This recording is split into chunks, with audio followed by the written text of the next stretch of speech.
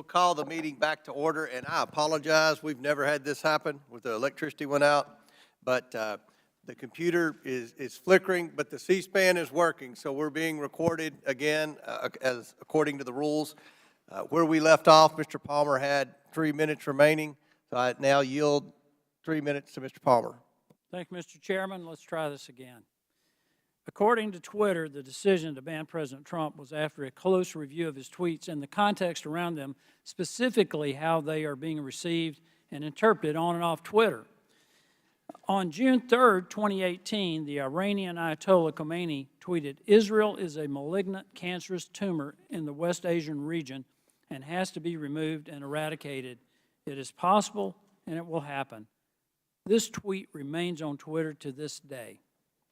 Mr. Roth, how do you believe this tweet from the leader of Iran calling for the eradication of Israel was received and interpreted on and off Twitter? I couldn't say for sure how that tweet was interpreted.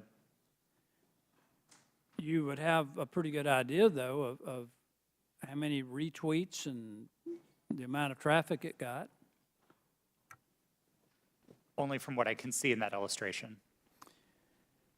Why does the Iranian leader who has explicitly pledged to eradicate the Jewish state of Israel get to remain on Twitter?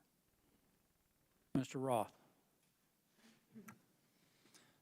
Like all of Twitter's users, the Ayatollah is subject to the same set of rules. And while I can't speak for Twitter's decisions today, I can say that Twitter took a number of enforcement actions against the Ayatollah's account, the same way that we would against That's still up. You understand how hypocritical this is, right? You banned a sitting U.S. president and a sitting member of Congress, Marjorie Taylor Greene, while a man who has pledged death to America and can openly call for the death of millions of Jewish people and yet not be removed from Twitter. Do you understand how that looks? How hypocritical that is? I'm asking Mr. Baker, Ms. Gaddy, Mr. Roth, Ms. Navarro. That's amazing. But it shows the hypocrisy at Twitter. I want to pivot here, Mr. Chairman.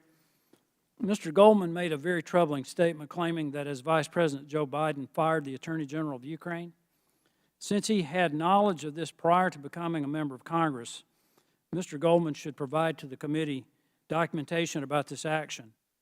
We should know who authorized Vice President Biden to take this action against the Ukrainian Attorney General. We need to know, was there an investigation to justify the firing of the Ukrainian Attorney General, and if yes, who conducted it? He needs to provide all details involving this action, including Vice President Biden's threat to withhold $1 billion of U.S. funding if the Ukrainian AG was not fired, and who authorized Vice President Biden to make that threat. I would request that the committee look into this, and I yield back. Gentleman yields back. Chair now recognizes Ms. Lee for 5 minutes. Thank you, Mr. Chair. This has been an incredibly electric hearing. It'd be funny if it weren't real life. I understand my colleagues on the other side of the aisle want to be victims so very badly. But Ms. Navaroli, if I understand you correctly, public criticism and allegations of anti-conservative bias are actually making Twitter and other social media companies less willing to enforce their own policies against political conservatives, correct? Yes, that was my understanding based on research that was done at Twitter. Meaning the same Republicans insisting on making themselves a victim is working? Could you repeat the question? The same Republicans, folks on this panel who are insisting on making themselves victims in this conversation about Twitter censorship and other accusations they've made, is this working because of the conservative bias and the implications of it? Or the allegations of conservative bias? In other words, are the allegations of conservative bias making it harder for those in Twitter or those who are working there to enforce these policies against folks who incite hate speech or make... Thank you for rephrasing that question, and thank you for asking it. Yes, these allegations are very much having an impact on the leadership within every social media company as they hope to not receive allegations of being biased or in any way being politically leaning. Thank you. I'm not the only lawyer in the room, so you all know that while the Constitution does provide us the right to free speech, there are, of course, limitations. As Ms. Navaroli pointed out, we cannot yell fire in a crowded theater. Compromising freedom of speech may seem dangerous until we weigh that compromise against the men and women massacred in Buffalo, for instance, or the many other places where radicalized violent extremists found their motivation to kill on social media. This isn't about oppression. It's about public safety. This isn't about censorship. It's about protecting our democracy from misinformation. Ms. Navaroli, it was your job to decide whether someone was yelling fire in the theater. Could you describe the coded incitement to violence policy Twitter did not implement? Yes, thank you for that question. The coded incitement to violence policy was an incredibly nuanced policy that was created in order to fill the gaps that were existing in the already existing policies around violence. The policies around violence were explicit. So these were calls that said, I'm going to, I want to, I plan to, I wish to. Those sorts of incitements would have come down.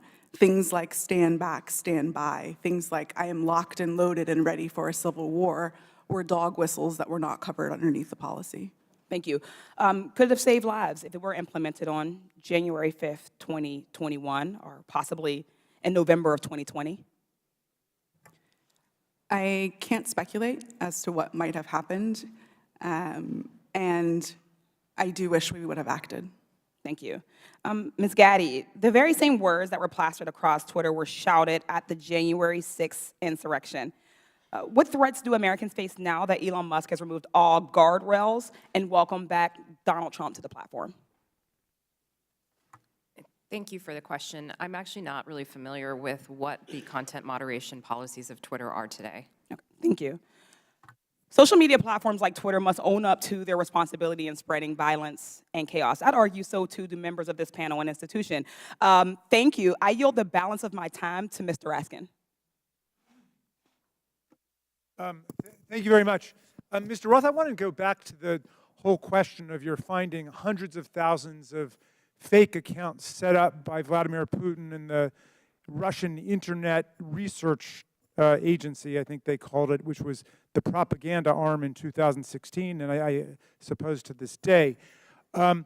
Some have been suggesting on the other side of the aisle that it's illegitimate for the FBI or any representative of the federal government, presumably even Donald Trump, who did a lot of this, to contact private media entities in order to apprise them of anything, whether it might be the penetration of organized crime or child pornography or foreign malign influence. And I'm just wondering if you would give us a sense of how much work is actually being done, and I was going to check with you and Mr. Baker about that. How much work does Twitter and other social media entities do that relies on the FBI and other national security agencies? Thank you for the question. There is a considerable amount of work to address foreign disinformation at Twitter and also at other companies. And this work was reliant in part on intelligence shared with companies by law enforcement and by the intelligence community. I would regard that work as essential. At Twitter, we had dozens of people working just on these questions of election interference. Those teams no longer exist under Mr. Musk. And Mr. Baker, if you could. Thank you, sir. Just generally, I mean, it's a matter of public record that the FBI has worked with the public, including private entities, for decades. Indeed, they've had for some number of years now an office of, I think it's called Office of Public Sector Engagement. This is part of what they do in order to fulfill their responsibilities and to do their jobs to protect the country. Thank you. Yield back. Chair recognizes Mr. Armstrong for 5 minutes. Thank you, Mr. Roth. I'm going to continue down that line of questioning. So when you testified, you were just talking about working very hard to keep foreign troll farms from using Twitter and to engage in malign foreign interference. This sounds like a fairly robust undertaking. You said between 2016 and 2020, you had different teams stood up to do this. Constant vigilance? Yes, sir. That was the phrase that we used. Yeah. And these types of attempts are constantly evolving. They're trying to find new ways to penetrate your system, so you have to be engaging with it on a, and being willing to adapt on a constant basis. Yes, sir. That's right. And now we forward to 2020, and earlier you had testified that you were having regular interactions with national intelligence, Homeland Security, and the FBI? Yes, I did. And primarily to deal with foreign interference? Primarily, but I would say Also almost misinformation and all of that. exclusively. But you had said earlier, like, your contact with Agent Chang was primarily with foreign interference? Yes, that's right. All right. And these were emails, were there meetings? Yes, Twitter met quarterly with the FBI Foreign Interference Task Force, and we had those meetings running for a number of years to share information about malign foreign interference. Agents from Homeland Security or intelligence, or just primarily the FBI? Our primary contacts were with the FBI, and in those quarterly meetings, they were, I believe, exclusively with FBI personnel. And you had multiple former FBI agents on the payroll. I mean, Mr. Baker, you have 10 years' experience with FBI, DOJ? I was, well, with DOJ, it's 2 decades roughly, but I was, just for the record, I was never an FBI agent. Okay. Yeah. And Twitter has such a close relationship with at least one FBI agent that that agent could start emails with, "Hey, Twitter folks," and could actually advise your company about violations of your own terms of service. Mr. Roth, I think it's safe to say that you had a consistent dialogue with the FBI for the weeks and months prior to the New York Post. Is that fair?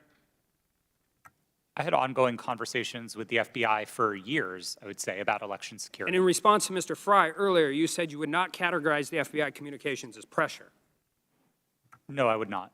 However, Twitter's director of policy wrote to you in 2020 that Twitter has seen a sustained effort by the intelligence community to push Twitter and that Twitter should keep a solid front against these efforts. He specifically cited Elvis Chan, an FBI agent in San Francisco. Now, on August 11th, 2020, Agent Chan sent you 3 documents in prep for a meeting and said the documents pertain to APT-28, a hacking unit connected with Russian military intelligence. Agent Chan arranged for having security clearance for Mr. Baker and facilitated encrypted networks for the FBI to share information with Twitter employees. And on October 14th of 2020, you stated that this feels a lot like somewhat of a subtle leak operation. Earlier today, you testified that you were following national experts on Twitter, national security experts on Twitter, as a reason to take down the New York Post story on Hunter Biden's laptop. Yes, sir, I did. So, after 2016, you set up all these teams to deal with Russian interference, foreign interference. You're having regular meetings with the FBI. You have connections with all of these different government agencies, and you didn't reach out to them once? Is that question in reference to the day of the New York Post Yeah. article? That's right. We generally did not reach out to the FBI to consult on content moderation decisions, especially where they related to domestic activity. It's not that we wouldn't have liked that information. We certainly would have. It's that I don't believe it would have been appropriate for us to consult with the FBI. In December of 2020, you did a declaration to the Federal Election Commission that the intelligence community expected a leak and a hack operation involving Hunter Biden. Recently, Mark Zuckerberg confirmed that the FBI warned Meta that there was a high effort of Russian propaganda, including language specific enough to fit the Hunter laptop Biden security story. You're talking to these people for weeks and months, years prior to this leaking. They have specifically told you in October that there's going to be a leak potentially involving Hunter Biden's laptop. They legitimately and literally prophesized what happened. And you didn't contact any of them? No, sir, I did not. Did they reach out to you? On and around that day, to the best of my recollection, no, they did not. So after the story was taken down and you guys did it and you personally disagreed with it, Ms. Gaddy, you said you did. Did you contact them and say, hey, is this what you were talking about?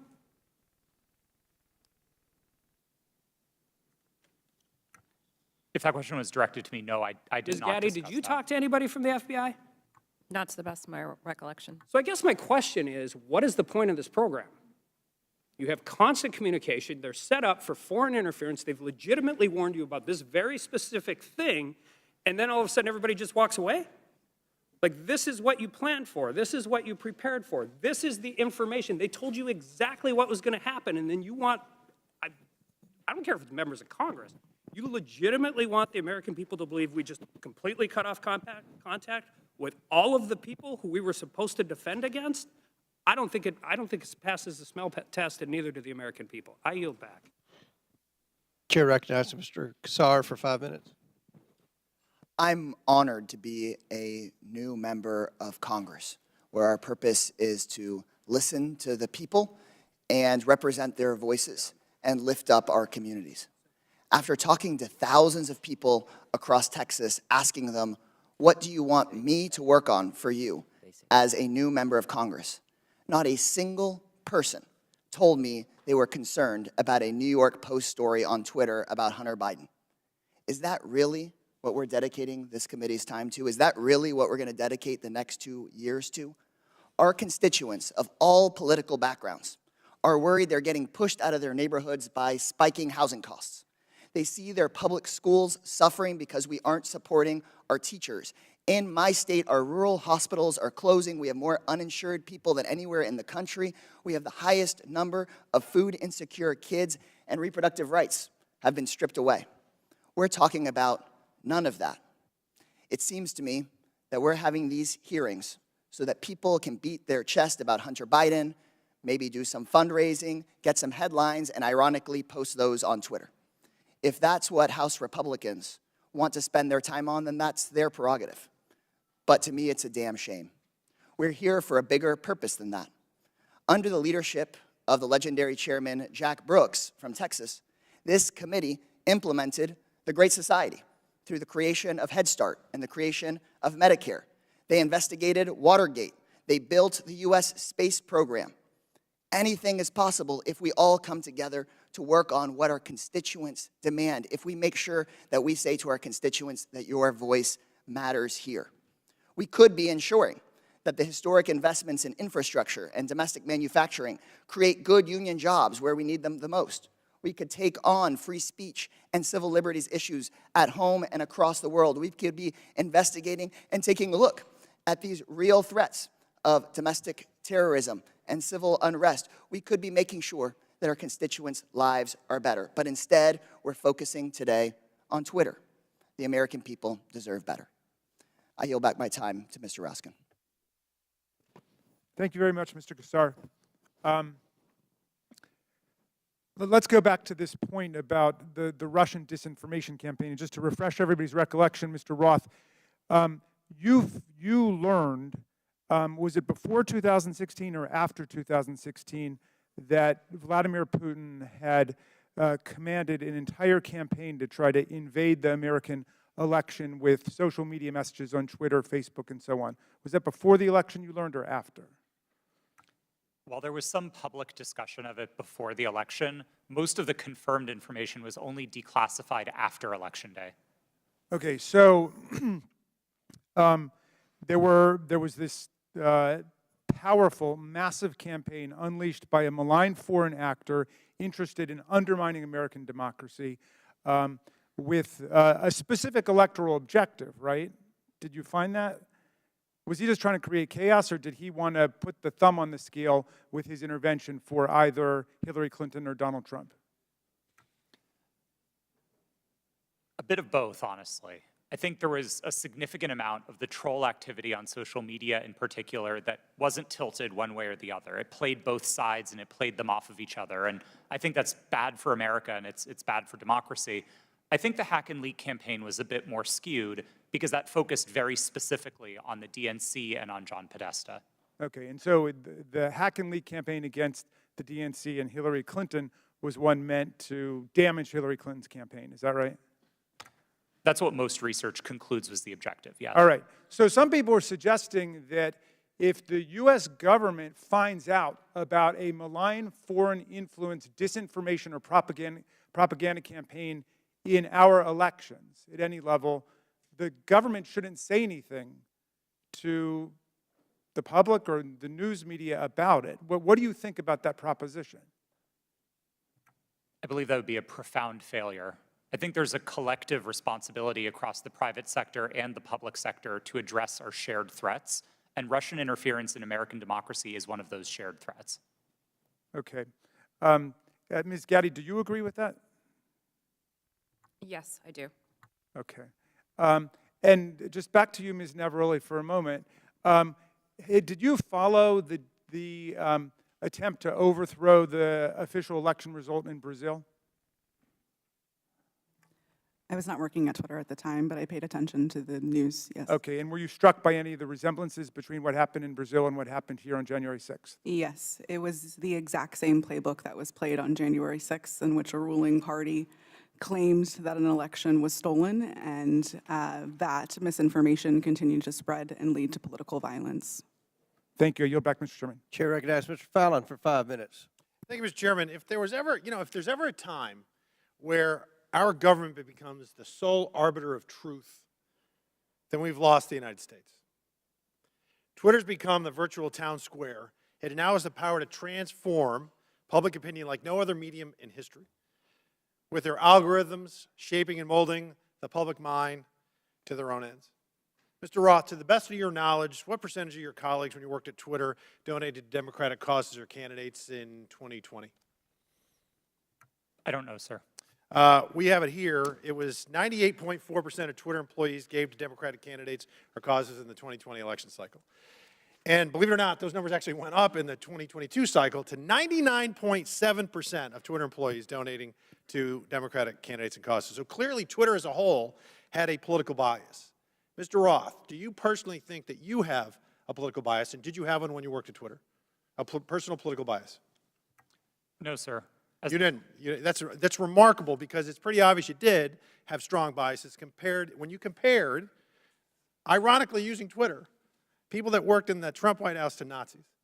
They were good folks that you simply disagreed with politically in our representative republic, and you compared them to the most evil people on the planet that murdered 60 million people, or at least were responsible for those deaths.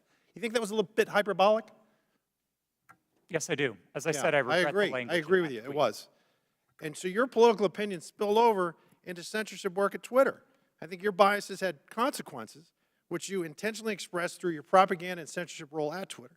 Additionally, you may have collaborated with U.S. intelligence community regarding stories that y'all didn't want the public to see.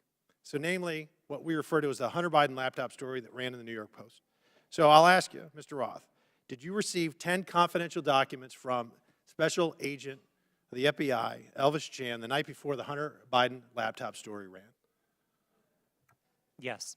You did. See, because it's interesting, with the immediacy with which you all acted to censor the New York Post Hunter Biden laptop story seems to be very indicative of foreknowledge. And the story was seismic, and it was rushed to be suppressed, knowing full well it was not Russian disinformation, as some here said. It was truth that was denied the American voter. And the Media Research Center polled Democratic voters in 2020 swing states and found that 17% would have changed their vote if they had known the contents and evidence of the New York Post story. President Trump lost key states, Georgia, Pennsylvania, Arizona, and Wisconsin, by collectively just over 100,000 votes. And if this is accurate, this poll, 3.2 million votes could have swung. And he only needed a teeny fraction of those 3.2 million. That decision almost certainly changed the result of the 2020 presidential election. Did you have any idea the contents of the New York Post story, Mr. Roth? Only what I read in the New York Post that day. And then it was killed by Twitter, and the mainstream media followed. So I found this interesting. In 2019, candidate for President Joe Biden said, and I quote, "I have never spoken to my son about his overseas business dealings." And yet, the evidence in that story and on that laptop revealed that two of Hunter's Mexican business associates, Miguel Magnotti and Miguel Velasco, visited the White House in February 2014, and he was later photographed. Joe Biden was photographed with him in the White House. Also in October 2015, Hunter arranged a video conference with his dad, Joe Biden, the sitting vice president, and Carlos Slim, the Mexican billionaire. And then unbelievably in 2015, Hunter introduced his father, then vice president, to Vadam Pazarski, an executive at the now infamous Bursima Holdings Company, where Hunter would later magically make millions as a board member despite having no experience whatsoever in the energy sector. Joe Biden lied. He created the firewall, and then he was exposed because of this story and other information. He lied to the American people, and Mr. Roth, you withheld information on the eve of a presidential election, and you protected that lie. And I hope for the sake of the country that men like you that do those things, men and women, never get to put in such power, in positions of power again. And Mr. Chairman, I'd also like to see if, I'd like to ask unanimous consent to enter into the record a tweet from Ranking Member Raskin. The tweet reads, "It's horrifying to see images of Border Patrol agents whipping Haitian refugees at the Texas border." Not exactly the feeling I get from presidential liberty. Without objection, it's ordered. Thank you. The I gentleman yield back. back. The gentleman yield. Yep. Oh, well, I just think that's misinformation, or at least it was a mistake, and Twitter left it up for a week, or not a week, a year, a full year. Gentleman yields. I yield. Mr. Baker, in top of page 2 in your written testimony, you said, I did not destroy or improperly suppress Whose time is this? any documents at Twitter regarding information important to the public dialogue. The way you worded that, it sounds like there is some Chairman, kind how of... much extra time is he going to get during this hearing? You finish He the had, question, he and had then you time, take let him it repeat the order. question, and then his time will be expired, and please Expired answer. before he started. Clearly, it's up to the chairman, so why don't you let him answer? Mr. Baker, on top of page 2 of your written testimony, you said, I did not destroy or improperly suppress any documents at Twitter regarding information important to the public dialogue. The use of the term improperly suppressed suggests there was some kind of suppression done in a proper way. I just want to know what that was, and is this referring to your work at Twitter when the Twitter files were first released just a few months ago? Unfortunately, sir, I think I'm constrained from answering that question any more fully than in my testimony because of attorney-client privilege. So unfortunately, I'm just going to have to leave it at that. I thought that's been waived. Not the privilege, not the privilege. The non-disclosure agreement, my understanding, has been waived, but not the attorney-client privilege. Gentlemen, time's expired. I do not have anything in writing to indicate that the Twitter has waived privilege with respect to that matter. Chair recognizes Ms. Crockett. Thank you, Mr. Chair. MAGA Republicans can't let go. That should be the name of this hearing. I'm glad that seemingly we have now accepted that President Joe Biden won the election, even though now we are blaming President Trump's loss on Twitter. Can we finally let it go? This is why Democrats are reinforcing that in this hearing, we should be talking about the threats to our democracy. That's the real threat, not an old article that seemingly couldn't reach the viewership it sought through its own platform to disparage and attempt to skew the election in favor of a twice impeached former president who lost a secure and fair election. As a Texan who served in the House and fled the state as MAGA Republicans there pushed an agenda just as insidious as the foreign interference we experienced in the 2016 election, we should be talking about what they don't want to talk about as they continue to cut you off as you try to talk about things such as interfering with our democracy, and how there has been an inciting of political violence against individuals as well as our democracy as a whole. We are supposed to live in the land of the free, and when some people are afraid of losing power, they engage in conspiracy theories and distractions, such as the Joe Biden, a candidate at the time, not government actor at the time, colluded with social media to win. So let me say thank you for showing up for this political theater. Unfortunately, the American people deserve better of its leaders. They deserve a robust conversation around the very real and very present threats to our democracy, the greatest democracy in this world. So with that being said, let me be clear. I believe that there has been testimony previously by Miss Navaroli. I hope I'm not just killing your name right now. At some point, you stated if January 6th and anything like it, that language, if we would have seen that happen in any other country with any other leader, Twitter would have acted completely differently. It is my understanding from this statement, and correct me if I'm wrong, that you almost felt as if Trump was treated differently. In fact, that you may have been of the impression that he was treated with more deference than other world leaders. Is that true? Yes. As I testified earlier today, Twitter bent and broke its own rules in order to protect dangerous speech, like the tweets that were directed towards Representative Ocasio-Cortez.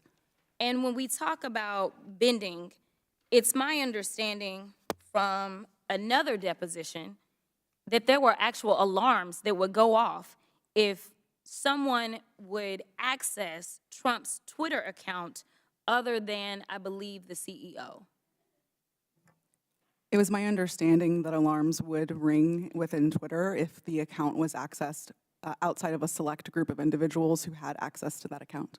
Are you aware of this being an ongoing practice for other individuals' Twitter accounts? At my time at Twitter, the former President Donald Trump's account was the only account that I did not have access to. Okay, so we know that there weren't individual actors running around Twitter setting off alarms every other day. Is that correct? Not to my knowledge, no. Okay. Now, as we talk about January 6th, because I think that's the only thing we should be talking about, what I want to talk about is what, and anyone can answer this question. Did you see a correlation between a rise in homegrown domestic white supremacy online as it correlates to leading up to January 6th? I can answer that. So some of the things that we were seeing specifically on Twitter related to white supremacy fan fiction. I mentioned earlier in my testimony that we saw things like people wishing that the day of the rope would occur. That comes from things like the Turner Diaries, which are, again, white supremacy fan fiction. You would also agree with me that it was clear that white extremists were seemingly triggered and activated to take action against our very democracy here at home by some of the activity that was going on Twitter, correct? Yes, I believe so. Now, just to make sure that we can summarize what we allegedly are here to talk about, you all would agree with me when I say that there was no physical damage or destruction to structures, limb, or life as it relates to this article, yet we do know that there was actual harm, physical harm, as well as destruction that occurred as a result of January 6th, correct? Yes, people died on January 6th. Thank you. With that, I'll yield the remainder of my time to Chairman Raskin, or Ranking Leader Raskin. Thank you. Mr. Chairman, I would just use the second to ask unanimous consent to submit for the record an extraordinary article just published called "Twitter Kept Entire Database of Republican Requests to Censor Posts," published on February 8th. It was just published by Rolling Stone. So for everybody's reading enjoyment, if people think it was biased against conservatives, this would lead us to believe it was definitely biased against liberals and progressives. Didn't have you pegged for a Rolling Stone reader, but without objection, so ordered. Chair recognizes Mr. Groffman. First of all, just a comment. When we talk about the Pledge of Allegiance, one of the lines in there is, "To the Republic for which we stand." Ben Franklin, when he was asked about our Constitution, he said, "We give you a republic if you can keep it." Just two lines that maybe some people around here haven't heard. Now, this is kind of a little story for the three of you on the left here. In January of 2021, the Christian magazine called The Daily Citizen tweeted about President-elect Joe Biden's announcement that Dr. Rachel Levine was his nominee for Assistant Secretary of Health. They commented that Dr. Levine is a transgender woman. This was banned from Twitter. Are you familiar with this story? I'm not familiar with it, sir. Do you have any reason why it would have been banned?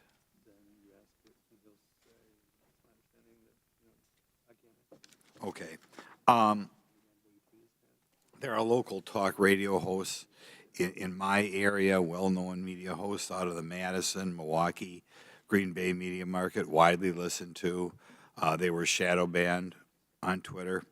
There's some very prominent doctors in the area that didn't agree, perhaps, with everything CDC or NIH said, that were banned on Twitter. I'd like you to comment on that because, normally I think when people make a major health decision, they always like to get two separate opinions. And some of these doctors who were wildly well-respected, probably two of the most prominent doctors in Wisconsin, thought outside the mainstream. And I think if we're thinking outside the mainstream, they were taken off your platform. Could you comment on why you would take somebody off a platform, or why a distinguished doctor would be considered something that the public as a whole couldn't hear their version of events?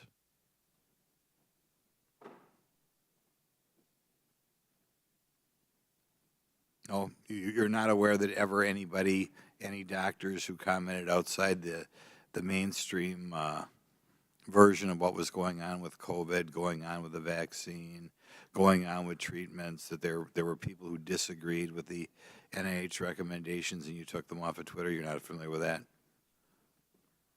None of you are familiar with that. Okay. I'll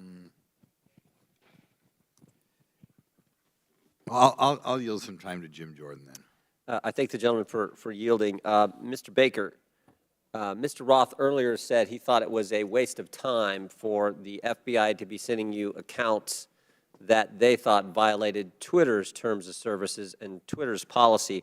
I was just curious, did you ever tell Twitter executives or FBI acquaintances that the FBI had no legitimate interest in enforcement of Twitter's policy? Sir, I'm going to give you the same answer I gave before. I think the advice that I was giving internally to folks would be covered by the attorney-client privilege, and as Let me Yes, stop. Mr. Baker, although you're testifying today by subpoena, you nonetheless have raised the attorney-client privilege to avoid answering this committee's question. Congress does not recognize the common law attorney-client privilege. With that, I'm going to allow Mr. Jordan to ask the question again. Well, there's been two questions I've asked that he's refused to answer. So let me, if I could, Mr. Chairman, I'll ask both again. I'll go back to the one asked a couple minutes ago. Top of page 2 of your testimony, you said, quote, "I did not destroy or improperly suppress any documents at Twitter regarding information important to the public dialogue." I would like to know what you're referring to that you, in your mind, properly suppressed, and when that took place, specifically if it took place during the time that the Twitter files were first being released just a few months ago. well, again, sir, as I think we've notified the committee and we've had these conversations with Twitter as well to try to resolve this issue prior to coming up here today, I don't have anything in writing that clears me in my ethical responsibilities to my former client with respect to answering questions that I think fall squarely within the attorney-client privilege. So unfortunately, I don't think I can go beyond what I've said there already, sir. Unfortunately, Mr. Baker, your assertion that the attorney-client privilege, it's overruled as to this particular question and answer. So will you please answer the question by Mr. Jordan? Point of order, Mr. Chairman. State your point. Well, as I understand it, because we just went through this in the January 6th committee where multiple witnesses asserted attorney-client privilege, including people who weren't covered by it at all. Ultimately, that's for a court to decide. So I don't think there's anything we can do within the committee at this point, unless I'm missing something. We'll give you one more chance to answer the question. If you don't answer it, then we'll have to deal with it after the committee hearing. Mr. Baker, could you answer the question, I please? apologize, but I believe I have ethical responsibilities to my former client, and I don't think I can go beyond what I've said already, unfortunately. Yeah, I just said that. I just said that. I'm going to. Mr. Baker, you did suppress documents then that, in your language, was important to the public dialogue? I'm going to give you an extra minute, Mr. Goldman. Oh, You're thank you very much. I'm sorry, sir, could you repeat the question? Again, going on what your written testimony, so you did suppress documents at Twitter regarding information that was important to the public dialogue. That's a yes or no.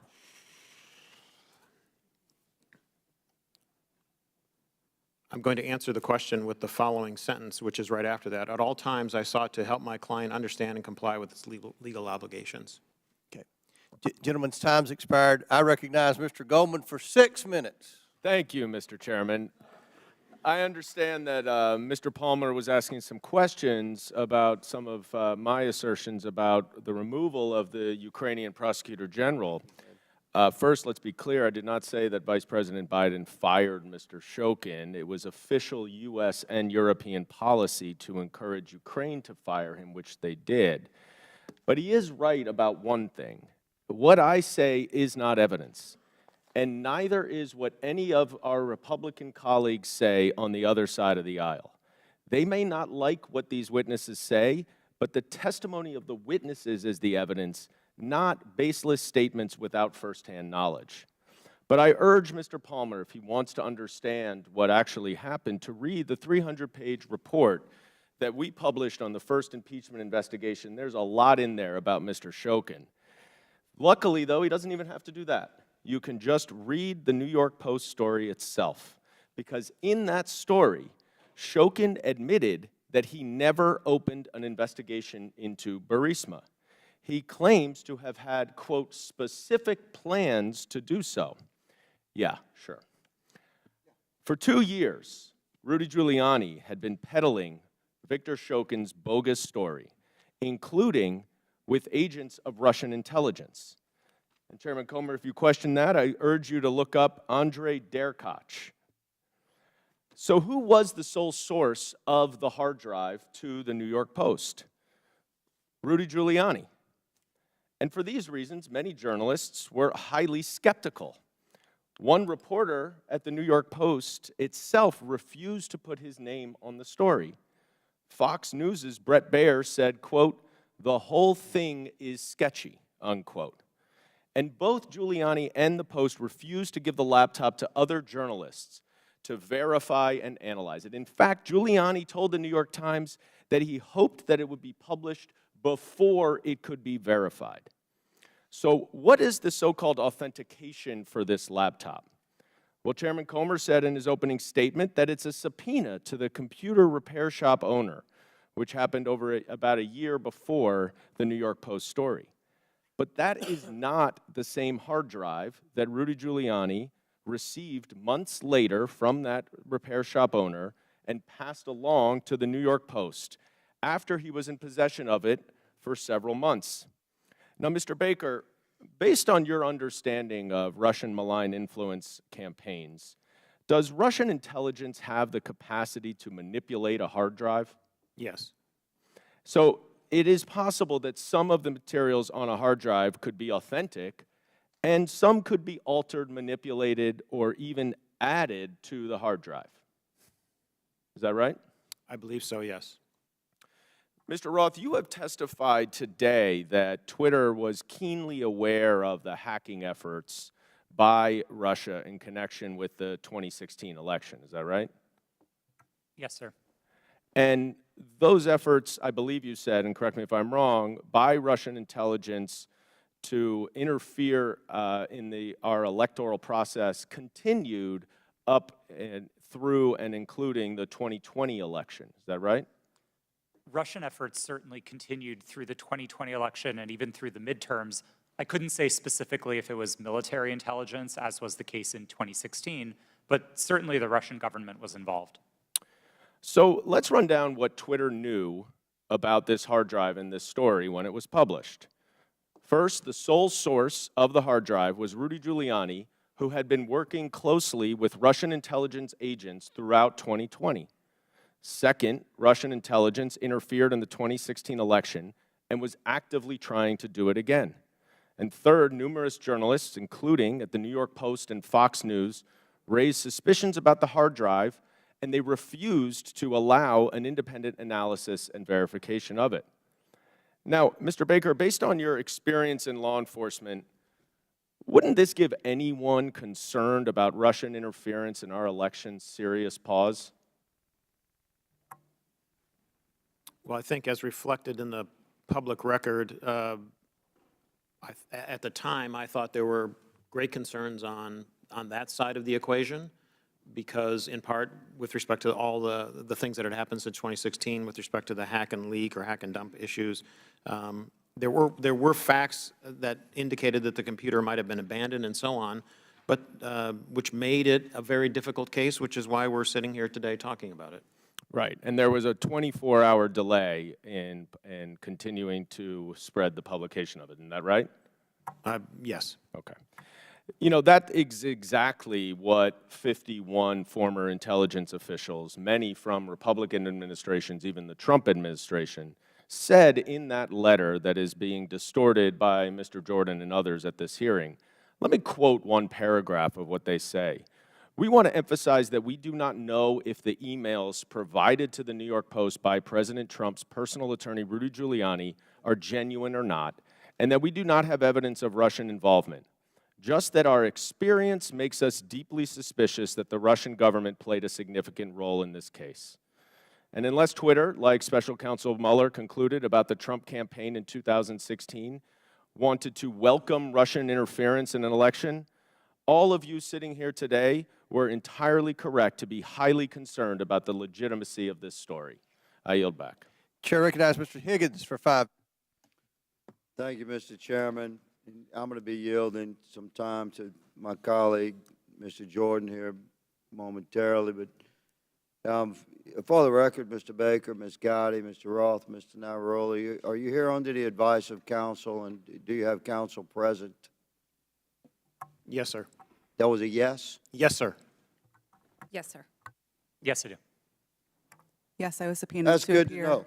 I'm glad you all have counsel present. Mr. Chairman, for the for submission for the record, I'd like consent to submit the Twitter files dated December the 8th, posted by the New York Post regarding the suppression of conservative commentators. Like that submitted. Without objection, so ordered. Mr. Chairman, thank you.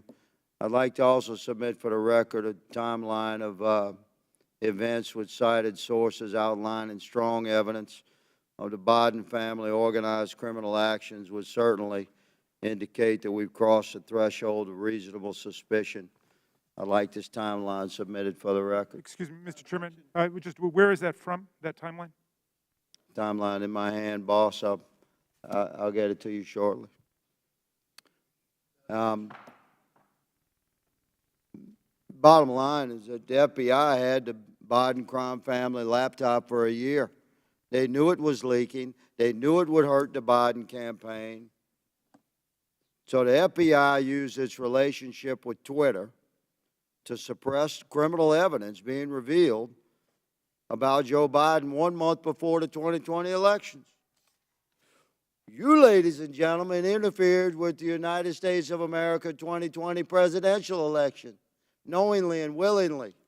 That's the bad news. It's going to get worse because this is the investigation part. Later comes the arrest part. Your attorneys are familiar with that. Mr. Chairman, I'd like to spend 5 hours with these ladies and gentlemen during depositions surely yet to come. But for right now, I'll yield the balance of my time to my colleague, Mr. Jordan. I thank the gentleman for yielding. I think he made the right point. And I would just respond to to our colleague from New York. You know who knew the laptop was real was the FBI. They had it for, or maybe they had it for a year and just said, you know what, we're going to put it on the shelf, we're not going to look at it. But if anyone knew it was real, it's them. That's why I asked the question, again, back to my colleague from New York, what he was talking about. That's why I asked the question earlier. I said, did anyone at the FBI or Mr. Baker know, did Mr. Baker talk to any of those 51 former intel officials who sent the letters saying this has all the classic earmarks of a Russian misinformation operation? Maybe they could have checked with the FBI because the FBI had the actual laptop in their possession. So I appreciate the gentleman from Louisiana. I think it's a great point that he made. Mr. Roth, I'm going to come back to you on something we were at a few hours ago. And we're talking about this visibility filtering, which in my mind I understand to be something short of suspending and blocking the account, which the user then knows has happened because there's a notification in a public way, like you did to Ms. Green when you suspended her account. But there's other things, this search blacklist, this do not amplify, that are some kind of filtering that account that the user doesn't know about. And I asked the question earlier, was there any bit of this visibility filtering that was hard-coded by Twitter employees into the account of specific users? And you said, you hesitated for a while, and you said, well, you wouldn't use the term hard-coded, but it seemed to me like something like that went on. Can you elaborate? Thank you for the question. Twitter's visibility filtering system, as has been reported in the Twitter files, is based on applying labels to user accounts. And so in that sense, if the application of a label is what you meant by hard-coded, yes, Twitter systems did apply those designations to those accounts. But it was seldom the case that Twitter staff would manually, individually go in and apply those labels directly. Were any government officials Were those labels and therefore that filtering done to any government officials, any elected officials where the user wouldn't know about? I don't know, sir. I didn't have access to my Twitter computer, to any Twitter systems to prepare me to answer that question, so I'm just talking your time there, and your experience there. Do you know if that happened? It would not surprise me to know that visibility filtering labels had been applied to the accounts of elected officials. So visibility filtered labels applied to the accounts, but the user doesn't know. Yes, it was not Twitter's practice to notify users. But you think that happened to elected officials and government officials? Again, I couldn't say for sure. I appreciate it. I yield back. Chair recognizes Mr. Mafume for 5 minutes. Well, Mr. Chairman, it's been a long morning and afternoon. And at this point in time, there's an adage that says everything that can be said has been said, except that not everyone has said it. So if you will indulge me for a few minutes, I'd just like to reflect on some observations having sat here and gone through this. And I'm hoping and praying that this is not a problem in search of a solution, because we're dedicating an awful amount of time here, and I don't want a few things to escape us. But having said that, I want to first associate myself with the remarks of Mr. Raskin, the ranking chair. His opening remarks succinctly, I think, encapsulated and put in place what many of us on this side of the aisle are feeling. And I also, as a point of personal privilege, would like to just express how many of us share the concern of the gentlewoman from South Carolina who indicated her ongoing medical condition, which she said she might have to live with the rest of her life. That just got me for a moment, and I wanted to make sure that that's on the record. Now, I would disassociate myself with her remarks when she said, as did the gentlewoman from Georgia, God bless Elon Musk.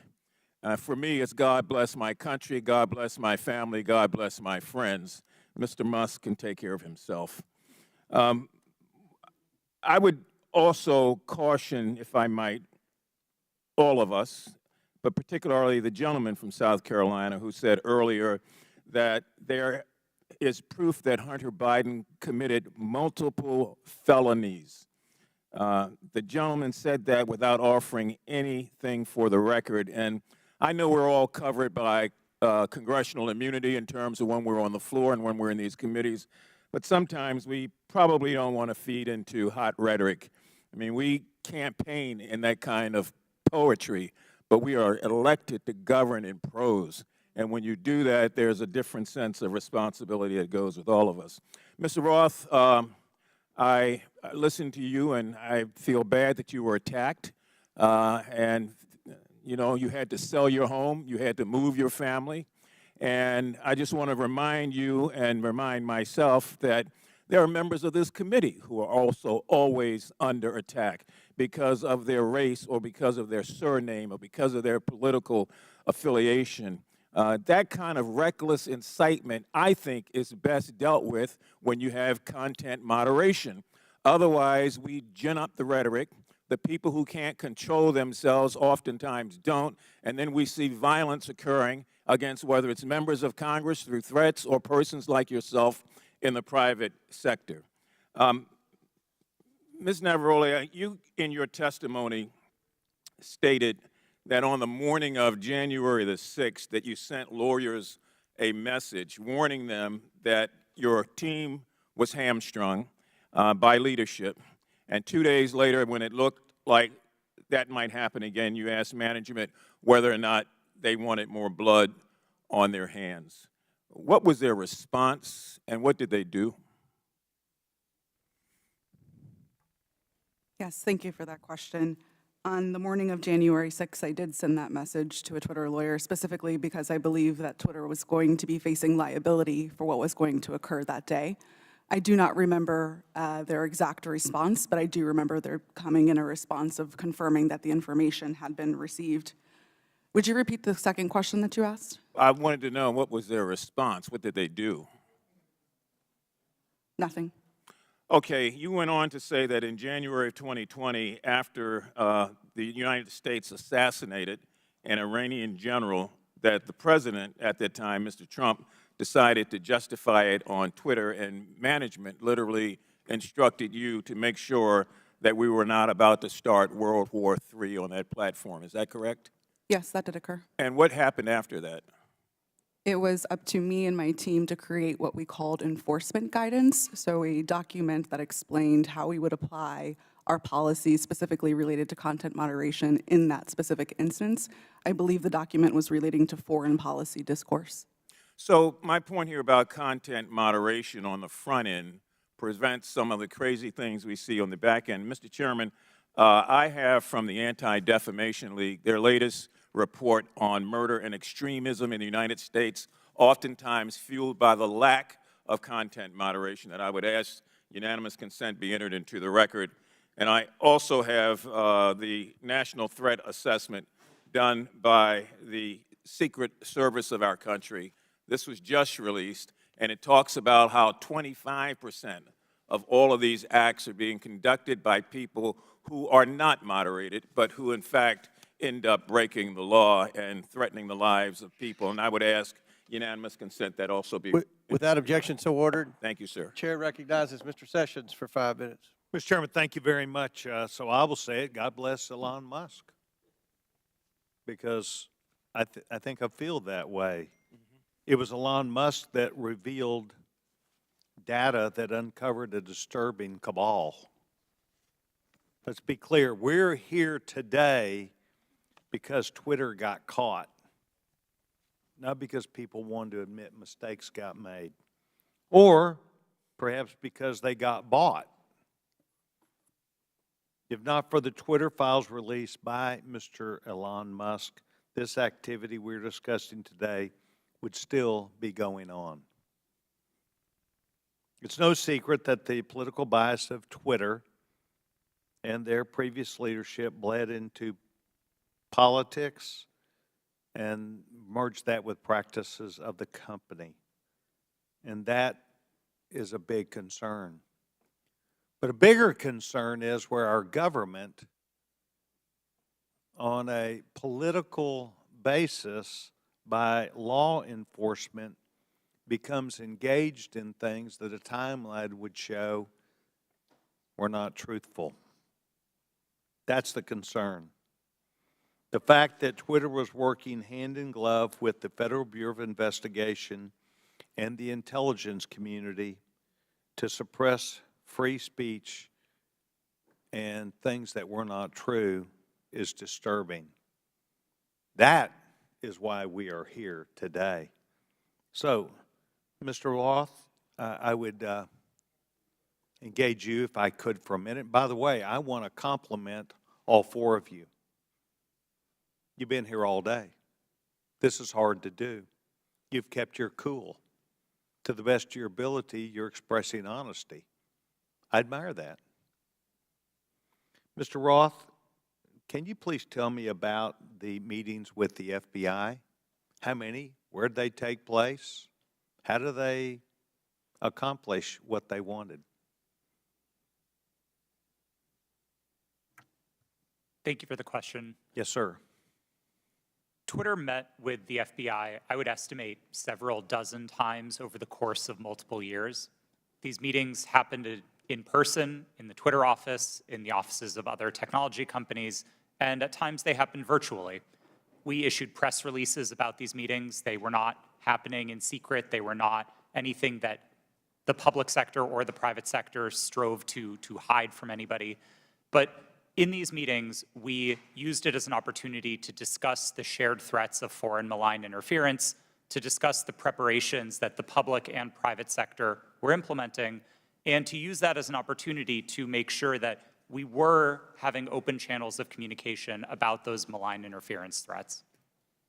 Ms. Roth, did you at any time believe that the Bureau might not be honest about the things they knew and the information that they shared and passed to you?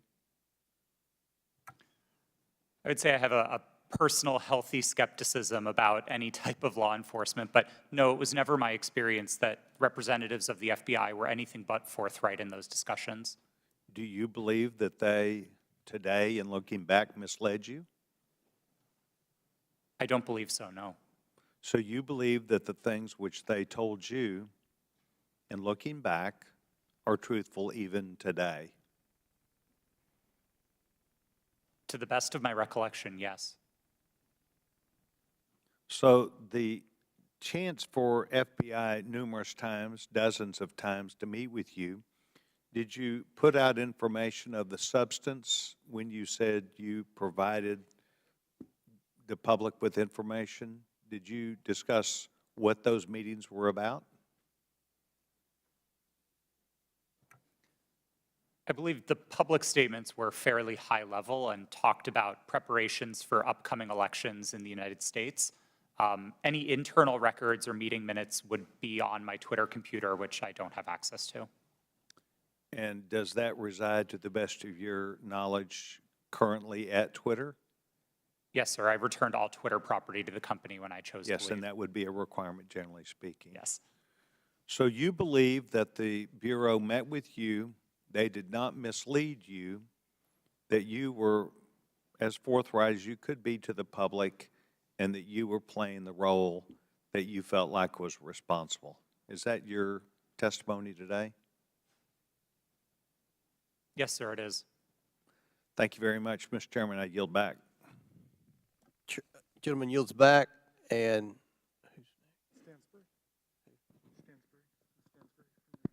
Stansbury. Yeah. Oh, yeah, yes, I'm sorry. Thank you, Mr. Chairman. You know, I'm beginning to feel like a little bad for the majority. Like I just feel guilty because you guys have come today to try to prove that the Biden administration in coordination with Twitter is impugning free speech. And the problem is that Donald Trump, he is just this thing that hangs around your neck. Because at every turn, he undermines whatever credibility you want to have on this subject. I mean, Donald Trump and his administration, it's been proven, reached out to Twitter to take down tweets that got under his skin. The tough guy, Donald Trump, right? He got called the B word. Let's reach out to Twitter. Let's get the tweet taken down. You guys have no credibility. You have none. Your own guy taking free speech off of Twitter. You know, I also don't understand this bipolar thing that you're doing with Joe Biden. So every day you guys tweet out, Joe Biden is boring, he's sleepy. Every day you say it on TV. Now you want to tell the American people Joe Biden is an international super mastermind along with his son Hunter. I mean, it's just bananas. You know, the Trump family is getting billions of dollars of loans from foreign governments by using their White House relationships. Any questions? Any questions on that? No, I didn't think so. You want to know if the Trump family made any money selling PPE during the pandemic out of the West Wing? Any questions about that? No, I didn't think so. But let's move on to Hunter Biden's laptop. Your leaker, I always love this, by the way. You guys are against leakers unless they're leaking things you like. Your leaker, Matt Isaac, and I love, you know, have you seen this guy? I mean, he's like a Radio Shack dot matrix guy who copied files off a private citizen's hard drive, okay? That's your entire theory is based off of. But I want to use his words. This is his own words. Your guy, your leaker, the guy who gave you the information. There have been several attempts by several individuals to modify and insert fake data. I do know there has been multiple attempts over the past year and a half to insert questionable material into the laptop, to pass off information or disinformation as coming from the laptop. He continued, "This is a major concern of mine because I fought tooth and nail to protect the integrity of the drive, and to jeopardize that is going to mean everything I sacrificed will be for nothing." Your guy, your leaker, questioning the integrity of the information you guys are peddling. By the way, why isn't he here? Bring him here. Let's ask him questions. And why haven't we seen the hard drive? You guys aren't shy. Why won't you show it to the American people? Let's talk about Twitter. Let's talk about God bless Elon Musk. See these? God bless the guy who is allowing Nazis and anti-Semitism to perpetrate Twitter. There's been a 66% increase of anti-Semitism on Twitter since Elon Musk set it free. Mr. Chairman, I agree with you. It's not fair to say all conservatives are Nazis. That's preposterous. That's not true. But your Lord and Savior Donald Trump is having tea and dinner with them at Mar-a-Lago. Nick Fuentes right here, who is a picture that is tweeted at me all the time saying Jews are a virus in response to my tweets. Donald Trump's having dinner with him. Nazis at Mar-a-Lago. And so, no, not all Republicans are Nazis, but I got to tell you, Nazis seem really comfortable with Donald Trump. So I have questions about that, Mr. Chairman. Why is that? Why do I get these tweets? Let's talk about Kanye West, right? The chairman of the Judiciary Committee for 3 months praising Kanye West. We love Kanye, right? A Nazi. Clearly now. It took months for that tweet to come down. How come? I mean, these are things I'd love to know. Is it because maybe they're your voters? I mean, they certainly aren't voting for me. I yield back. Chair recognizes Mr. Langworthy for 5 minutes. The Twitter files revealed the unrestricted power and censorship regularly exercised by the 3 witnesses in front of us today, Mr. Roth, Ms. Gaddy, and Mr. Baker. Now, Ms. Navaroli, in your opening, you stated that too few people and companies have too much power. Well, I think you're right. The witnesses here today, they had too much power at Twitter. And they tried to play the role of God as they interfered with the natural right of the people to a free and fair election. Twitter knowingly suspended the New York Post's account, one of the most reliable conservative voices in the country, in fear that an honest story would swing the most divisive election in American history into the hands of their enemy, former President Donald Trump. Now, Mr. Roth, you were part of the secretive SIP-PES censorship team at Twitter, correct? No, sir, I'm not sure what that refers to. Mr. Roth, the Twitter files revealed that you rarely adhered to company policy in making your censorship decisions. One reporter from the Twitter files called your group a, quote, high-speed Supreme Court of moderation, issuing content rulings on the fly, often in minutes, based on guesses, gut calls, and even Google searches in cases even involving the president. Do you recall making decisions in this manner? No, I do not. Can you explain the process for these quick decisions? Thank you for the question. I think the core of content moderation, whether it's fast or slow, begins with a written set of rules and policies, and that was the primary responsibility of my group at Twitter. It wasn't about making a one-off decision in the moment. It was about having a written and codified set of, well, laws for the platform that we followed in each instance. In the vast majority of cases, content moderation decisions were not made by me or by another executive or even by a member of my direct team. They were made by hundreds of content moderators enforcing those rules again and again and again. The situations in which decisions would be escalated to senior executives were few and far between and largely related to the really hard gray area calls. So, Mr. Roth, as part of the, quote, Supreme Court of Moderation at Twitter, did you have the final call over political censorship decisions? No, sir, I did not. Then who had the final call on these decisions? There was a team of people, some of whom represented on this panel today, others not, who were involved in trying to make these decisions. But a portrayal that any one person held sort of supreme or ultimate authority over these decisions would misrepresent what the process was. So your team labeled high-profile accounts as VITs, standing for very important tweeters. What was the threshold for being labeled as a VIT? That's an excellent question for which there is not a consistent answer. I don't think Twitter was particularly well put together on that definition. So was the New York Post labeled a VIT? I believe the New York Post's account is verified, and verification conferred some of that status of being a VIT. But again, the definitions here are a little squishy. Now, is it true that the Twitter comms director, Trenton Kennedy, said in regard to the Post story, I'm struggling to understand the policy basis for marking this unsafe? Yes, it's my understanding that Mr. Kennedy said that. Was the New York Post story regarding Hunter Biden's laptop marked unsafe regardless of uncertainty? It is true that Twitter marked links to that story as unsafe in a number of our systems, which resulted in restricting people's ability to tweet it. That was the decision that Twitter reversed 24 hours later. Well, it's clear from this panel that too few people had too much power. The New York Post Twitter account was suspended in an attempt by Democrats and big tech to go ahead and play God and interfere in a natural, free, and fair election in the free flow of information in this country. The censorship is unbounded. The New York Post has been a reliable source for decades, including their coverage of the nursing home scandals in New York during the pandemic.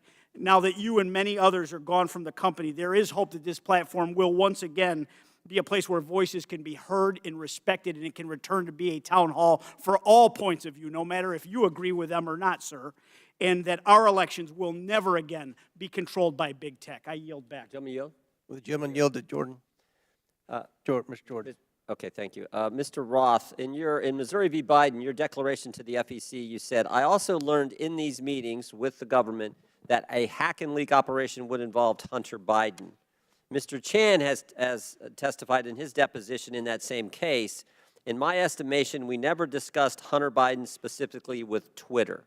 Who told you about Hunter Biden in these meetings? Gentleman's time's expired, but please answer the question. My recollection is that a representative of another tech company may have mentioned it, but those meetings were several years ago. I truly don't recall. Okay. Chair recognizes Mrs. Stansberry for 5 minutes. Thank you, Mr. Chairman. And I want to just start this afternoon by thanking our panelists who have been sitting here all afternoon, and many of the members of the public who are with us. I see a lot of tired faces out there, and I want to thank you all for spending your day with us. But I also want to start out by asking, what are we doing here in this committee today? Why are we here? Why is this committee devoting a day-long hearing to a political conspiracy theory that was planted in the media by Rudy Giuliani to support Donald Trump's re-election campaign? Of all the topics we could be focused on in this committee to support the American people, how people are going to put food on their table at the end of the day, how we're going to address the economy, how we're going to address critical issues that are on people's minds every day. We are devoting an entire day to this conspiracy theory involving Twitter. Now, the mission of this committee is to root out waste, fraud, and abuse, and to conduct oversight on behalf of the American people. And if you need any evidence of waste, fraud, and abuse, how about the use of this committee's precious time, space, and resources to commit to this hearing? You know, I don't even understand why we're here right now, but I do want to clarify some key facts about what we've heard today. So I'm going to get into it for just a few moments. Ms. Gaddy, thank you for being here today. Mr. Baker, you have already stated publicly that Twitter's handling of this issue was a mistake. Is that correct? Yes or no is fine. Yes, that's correct. I don't think I have stated that publicly yet, but that is what the CEO of the company said. Yes, and at the time, only weeks before, one of the most consequential elections of our lifetime in 2020, Twitter made a decision based on policies put into place to protect the public from political disinformation and from foreign interference. Is that correct, Mr. Roth? Yes. In fact, the failure of Twitter and other social media companies to moderate political disinformation not only fueled its use in election tampering in 2018, but allowed for election denialism to run rampant in 2020, and that is exactly what led to the insurrection here on January 6th in the Capitol. So, Ms. Navaroli, I want to ask you, thank you for sitting here all day answering these questions. Do you believe that Twitter has put into place policies that would adequately protect free speech, but also protect the American people from another violent insurrection and the kind of hate speech that we are seeing run rampant right now on the platform? Thank you for that question. I cannot speak to Twitter's current policies because I have not worked there in quite some time, but I can say that my job at Twitter was to balance free expression and safety. And one of the things that I constantly pushed for was for us to include more analysis within that simple balancing act. And instead of asking just free expression versus safety, to say free expression for whom and safety for whom. So whose free expression are we protecting at the expense of whose safety? And whose safety are we willing to allow to go to the wind so that people can speak freely? Exactly, right?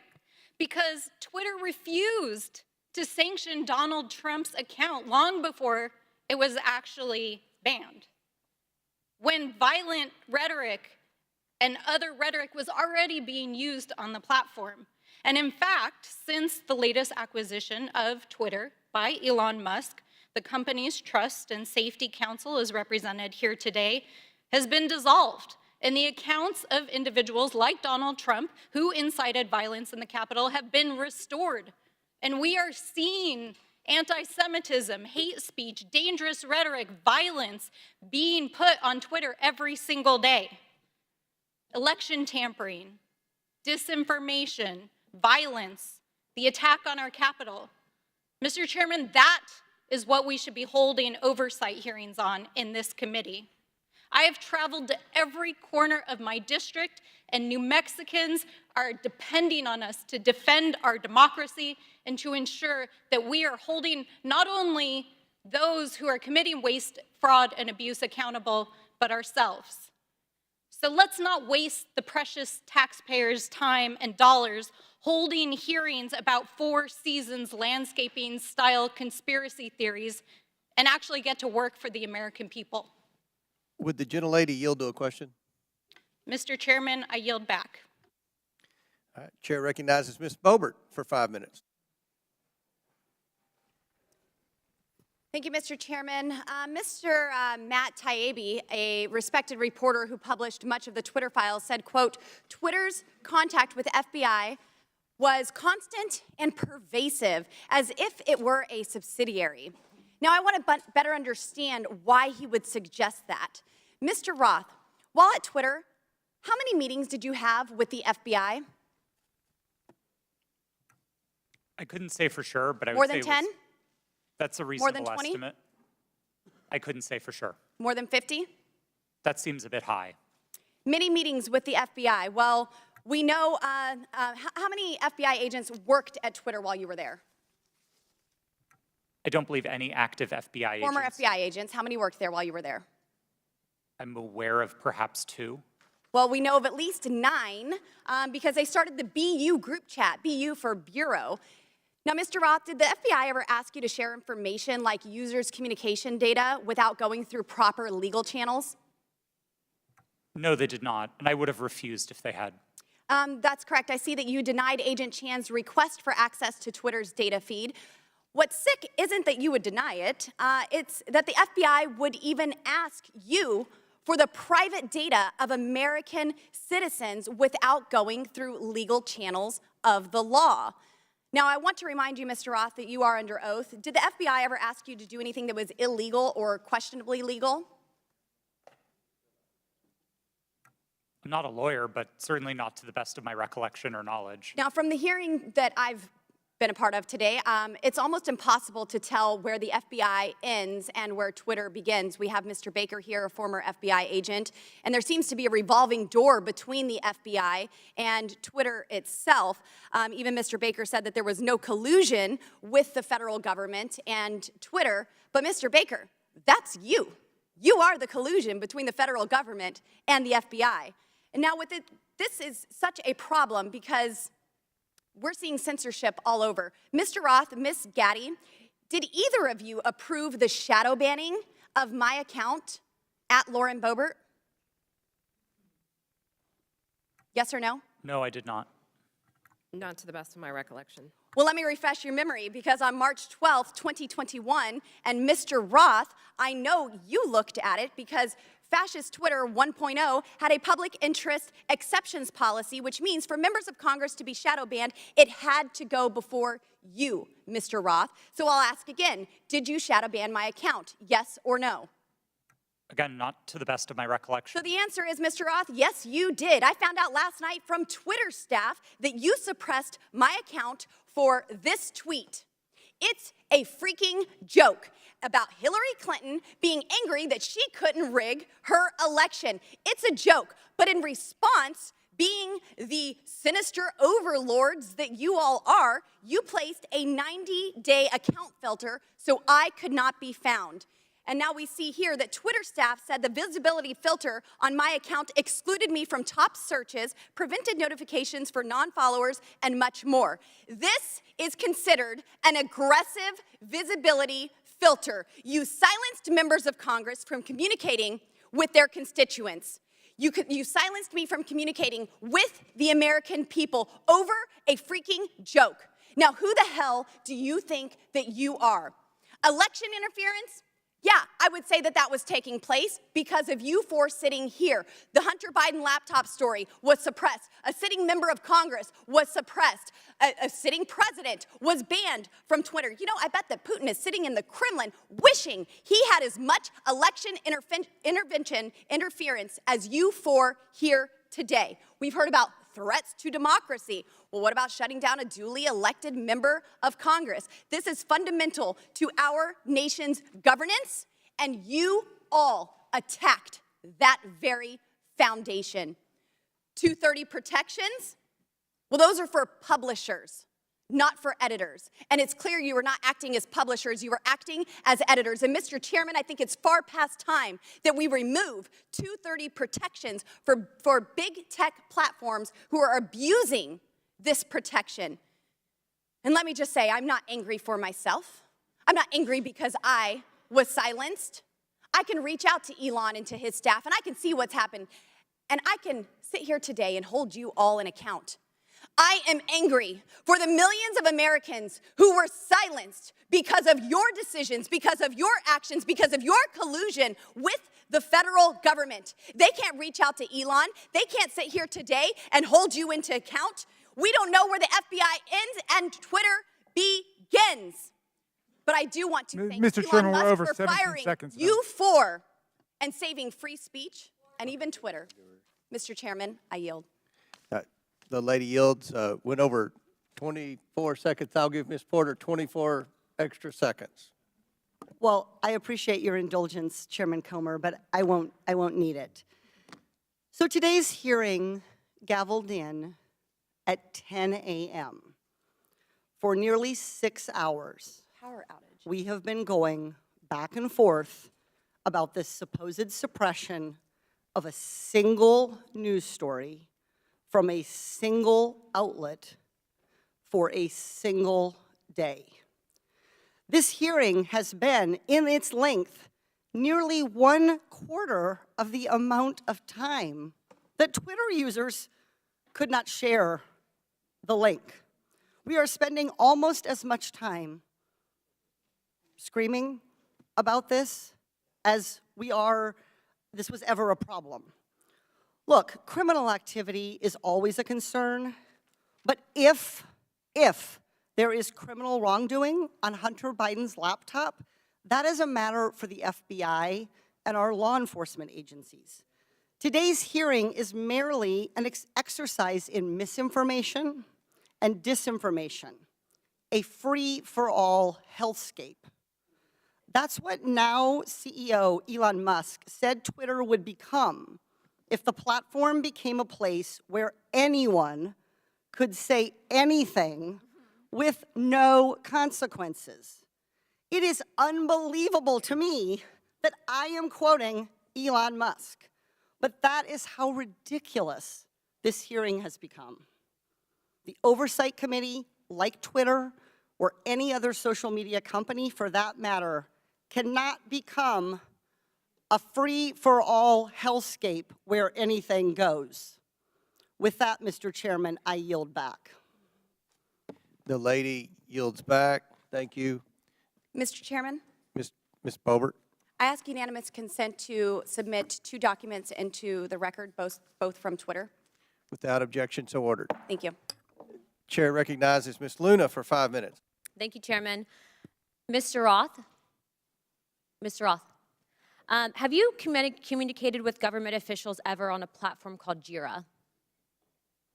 Yes or no? Real quick answer. We're on the clock. Not Yes to or the no? best of my recollection. Not to no. your recollection? Great.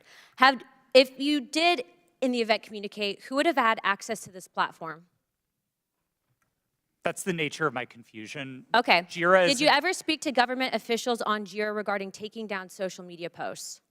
Again, not to the best of my recollection. Can you explain to me why the federal government would ever have interest in communicating through Jira, mind you, a private cloud server, with social media companies without oversight to censor American voices? I want to let you know that this is a violation of the First Amendment, and the federal government is colluding with social media companies to censor Americans. Mr. Chairman, I ask for unanimous consent to submit these graphics into record.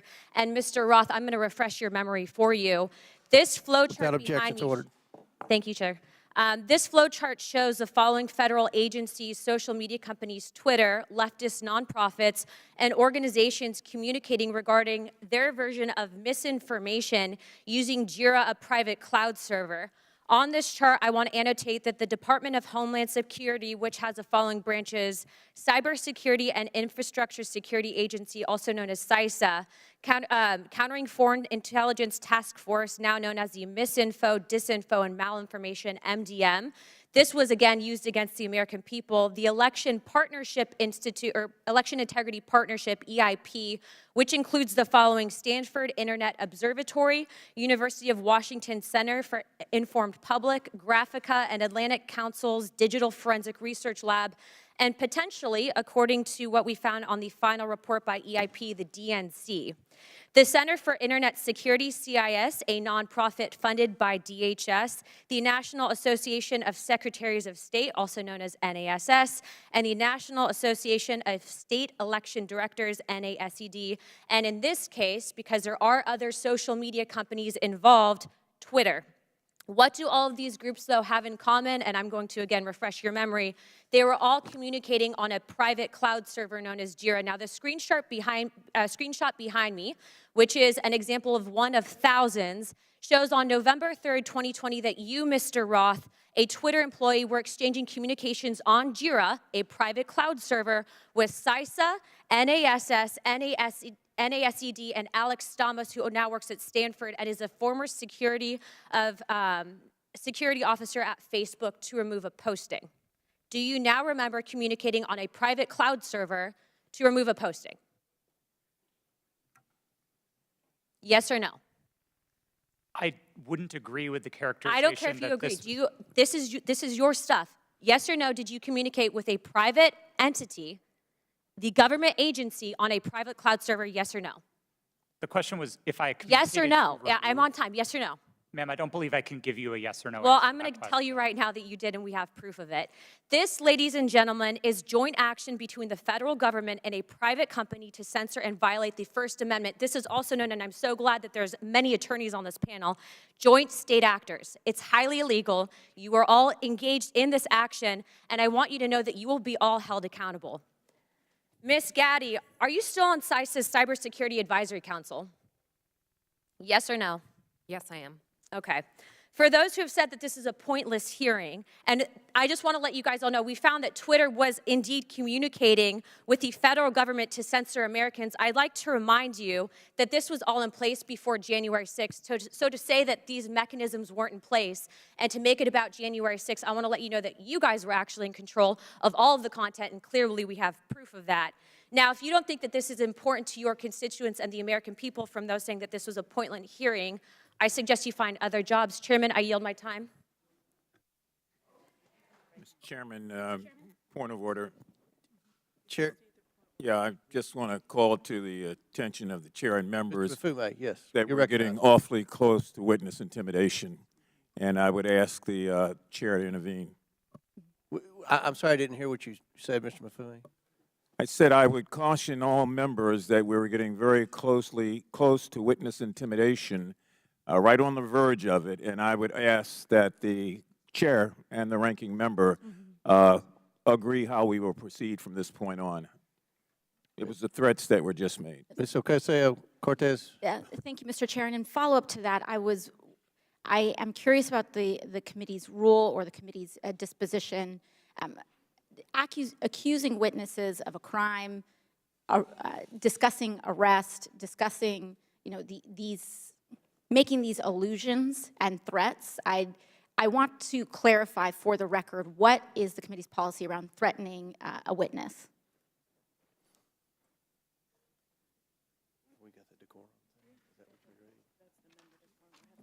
We have the member decorum. Do we have a witness decorum? And around the rules of decorum, can we agree that threatening a witness comes close to broaching general decorum? It does broach general decorum of the committee? With all due respect, Ms. Ocasio-Cortez, we don't agree that there was any witness threatening. In threatening, when we discuss arrest, when we discuss a potential arrest of a witness and alluding to a witness or suggestion of a witness committing a crime without evidence and without documents being supported to the record. Can you be more specific? When we talk about arresting a witness, or when we talk about a witness, insinuating that a witness is lying without documentation, I fear that this constitutes threatening a witness, and that will broach the rules of decorum of this committee. And I'd like to ask that we request witnesses be treated with respect. Thank you. Appreciate that, and I will remind everyone of the member decorum and witness decorum to treat everyone with respect. Thank you, Ms. Ocasio-Cortez. Do you have anything to add? No, thank you. I agree with you, Mr. Chairman. I have a separate point of order I just wanted to raise, which is it seems as if several members now seem to have access to some information from Twitter that people on our side don't have, and I would just hope that anybody who's communicated directly with Twitter or received any information relating to the witnesses who has that, who plans to use it, distribute it to the committee in advance. That's okay. I think that most of the evidence is coming from. I think a lot of the quotes and emails are on the laptop. Well, I think that at least one member indicated The Twitter files that Elon Musk has. Well, one member had indicated that she had received information directly from Twitter. Okay. Chair recognizes Mr. Edwards for comment. Thank you, Mr. Chair, and to our witnesses, thank you for being with us today. I know it has been a long one. Just so that we're clear and to stage my next line of questioning, in December 2019, we've established that the FBI subpoenaed Hunter Biden's laptop from a computer store owner. And then we've established that nearly a year later, in October 2020, the Hunter Biden laptop story is published by the New York Post. Within hours, Twitter and other social media companies began limiting the distribution of the Hunter Biden story. My question is for Mr. Roth. In September 2020, a few weeks before the New York Post published the first story on the Hunter Biden trading on his name, you participated in an exercise hosted by the Aspen Institute with other media outlets, social media companies, and national security reporters. Isn't that correct? Yes, I did. And Mr. Roth, that event was hosted specifically by the Aspen Digital Hack and Dump Working Group. Is that correct?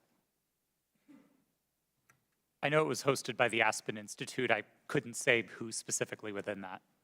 Mr. Roth, this event was before the release of the Hunter Biden laptop story, correct? That's my recollection, yes. And during that event, a scenario that was discussed was a hypothetical October 2020 release of records related to Hunter Biden. Is that correct?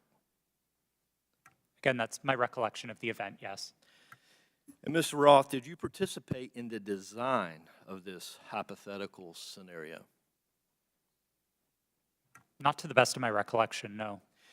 Are you telling me that you never had any conversation with anyone regarding the contents of this scenario? No, sir, I didn't say that. I met with the Aspen Institute on a number of occasions. I wouldn't say that I was involved in the development of the scenario in a specific way, no. So you're telling me that I will find no witnesses that would testify they had conversation with you regarding the development of this scenario? I genuinely could not say what other witnesses might or might not say. Why was Hunter Biden chosen as the subject of this scenario just weeks before the October 14th, 2020 publication of the first Hunter Biden story?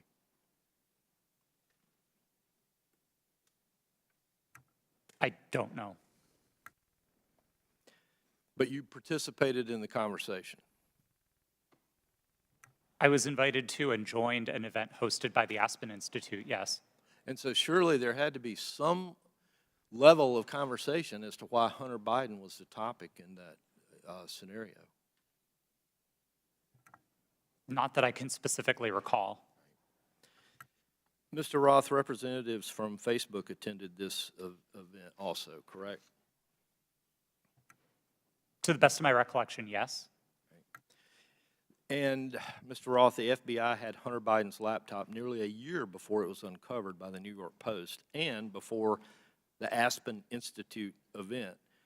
Did members of the U.S. intelligence community participate in the September 2020 Hunter Biden hack and dump exercise? I don't recall. Mr. Roth, I'd like to point you to a sworn statement that you previously made. I believe this was to the FEC. You've given a sworn declaration stating that federal law enforcement agencies communicated that they expected hack and leak operations by state actors might occur in the period shortly before the 2020 presidential election, likely in October. Is this your statement? Yes, it was. And Mr. Roth, you said since 2018 you had been meeting with the Office of the Director of National Intelligence, the Department of Homeland Security, the FBI, and industry peers regarding election security, correct? Yes, sir. And Mr. Roth, you were told there would likely be a hack and leak operation occurring in October. Is that correct? I believe the FBI has objected to the word likely or expected, but we certainly discussed that possibility with them. All right. Thank you. Mr. Chair, I yield back. Gentleman yields back. Chair recognizes Ms. Bush for 5 minutes. St. Louis and I are here today to talk about the crisis posed by the power of private companies that operate social media platforms. Republicans are holding this hearing because of their ridiculous, politically motivated obsession with Hunter Biden. This is a distraction from their inability, again, to govern, and it hides the shared concerns raised by Republicans and Democrats alike about the vast power, impunity, and lack of accountability of social media platforms. There are so many examples of these companies responding inadequately or inappropriately in crisis that we have come to understand misconduct as the norm for social media giants and not an aberration. Social media played a key role in fanning the flames of violence on January 6th, on that attack on our U.S. Capitol. The impact has spread all over the world. Last fall, after Reuters reported that disinformation about Chile's proposed constitutional referendum was traveling 3 times faster on social media platforms than facts, several members of this committee wrote to Meta, Twitter, and TikTok, demanding further action to reduce the dissemination, reduce the lies, reduce the hate. They did nothing. Ms. Gaddy, you were at Twitter on January 6th and asked repeatedly for a retrospective meeting to discuss what happened in the lead up to that day. Management told you, quote, it wasn't a priority for the company. Why was it not a priority for Twitter to learn lessons from January 6th? I don't believe you're referring to me. Apologies. I'm the chief legal officer. I did not make that statement. So who do you want me to? Okay, Ms. Navaroli. Would you mind repeating the question? Sure. On January 6th, you were at Twitter and asked repeatedly for a retrospective meeting to discuss what happened in the lead up to that day. Management told you, quote, it wasn't a priority for that company.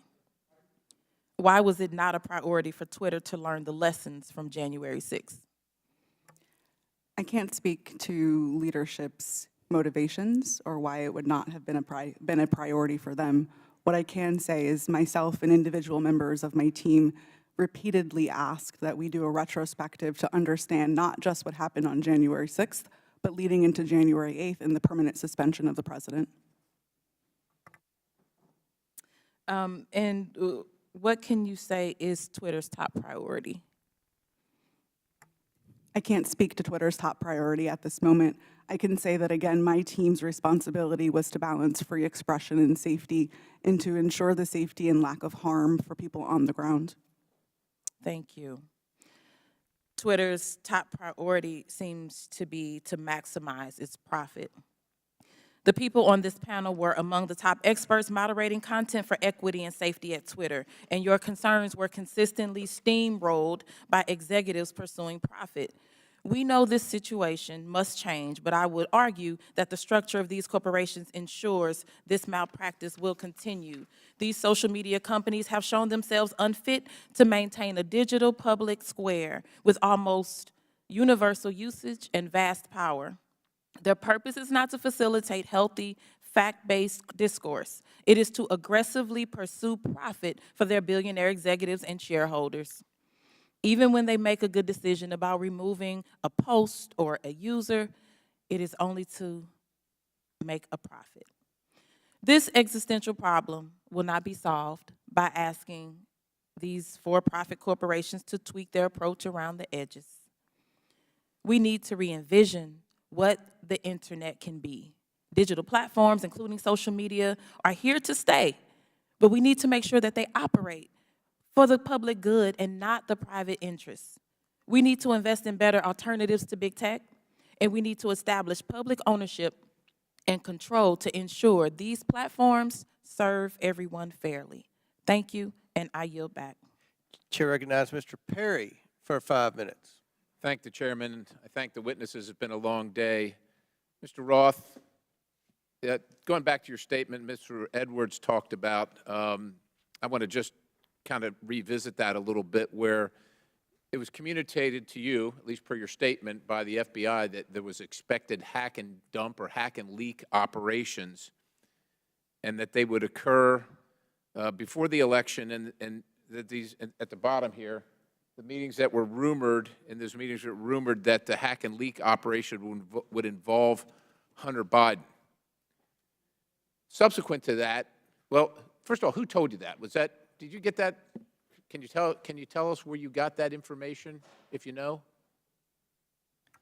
The subject of a possible hack and leak was raised by a number of representatives of the FBI. Was one of them Mr. Chan? Elvis Chan?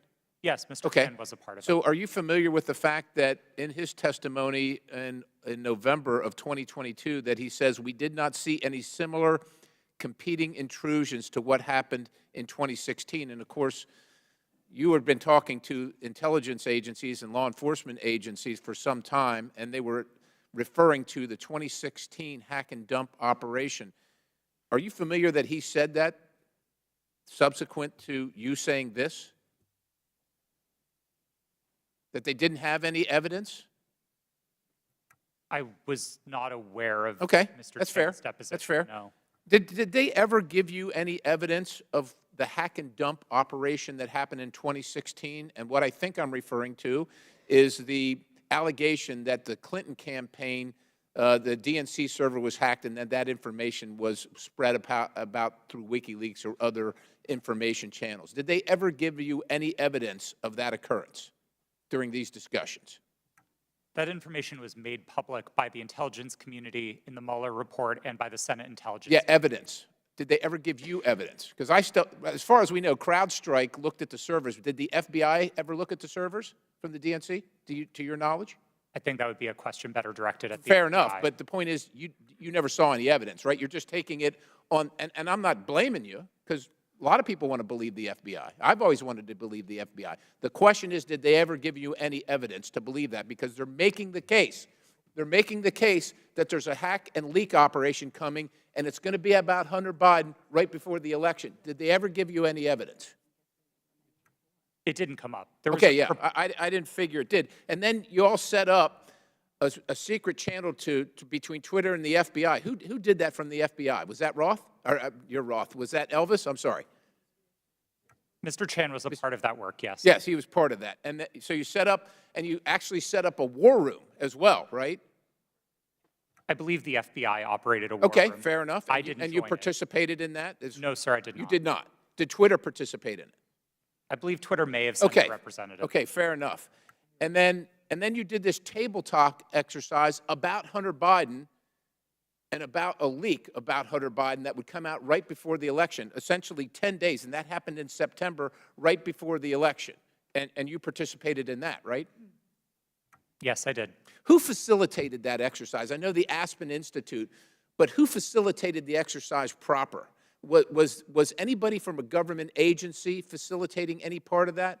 Were they involved in the discussions during the exercise? No, I don't believe so, no. So they were just spectators? I wasn't aware that they were spectators either, but I don't recall exactly who was there. I know you don't recall who was there. Then who facilitated it? Do you recall that? My recollection is that the event was facilitated by Garrett Graff, who was a member of the Aspen Institute and Aspen Digital. All right. Do you find it odd now, after the fact, and I know you've already testified here, that you don't see, to Mr. Sessions, that you didn't see that you were misled or potentially duped? It sure seems highly coincidental.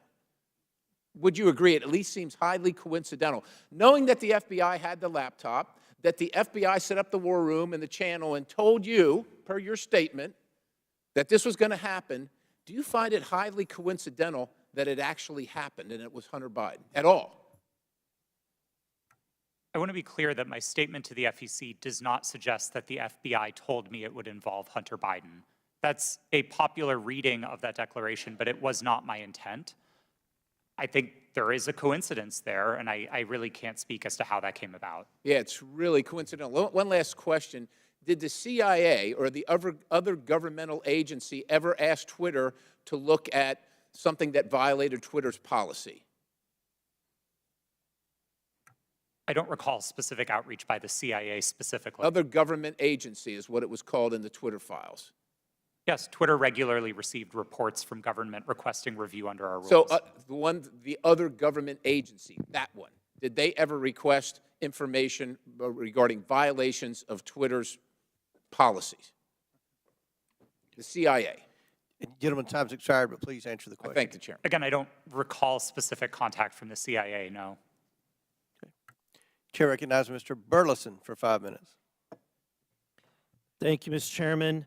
I've sat here listening. I'm glad to be last in rank. I get to listen to all the testimony. And what's become clear to me, there are a few things, and that is that the censorship efforts of the big tech, the intelligence community, and the media were all working in concert to affect the 2020 election. I find it unbelievably ironic, and I hope others do too, see the irony that people who were so concerned and hell-bent and worried about the interference of outside groups on the 2016 election became willing participants to interfere in the following presidential election. These three groups worked together, and it's clear, worked hand in hand to hide the truth from the American people. The fact that the FBI had the Hunter Biden laptop. Heck, it was in their possession for a year before the election is appalling. But that didn't stop them from spreading a lie and a bogus claim about it being Russian interference again. And you know, it's clear to me why they reached out to you, because they knew you would buy the lie.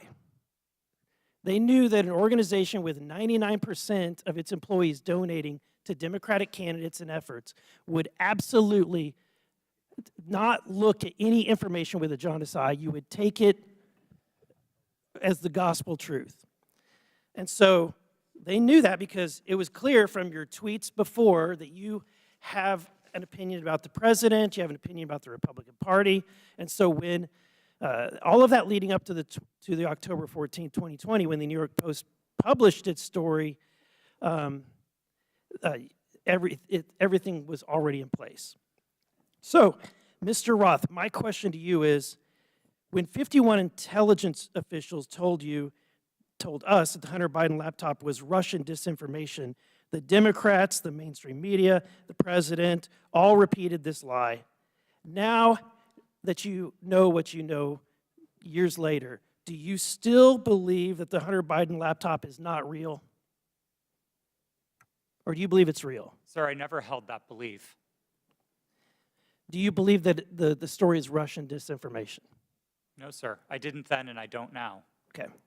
I have a question for Mr. Baker. You started your role as Twitter's deputy general counsel in June of 2020, correct? Yes, sir. Who hired you for that role? Who specifically hired me? My boss was a person named Sean Edgett, who was the general counsel. Sean Edgen? Edgett, Edgett. E-G-E-T-T. And that's who you interviewed with? I interviewed with numerous people, but Sean was my boss. Anyone that comes to mind outside of Sean? Ms. Gotti I interviewed with. You're saying other people that I interviewed with at Twitter? But ultimately, the hiring agent was Sean Edgen.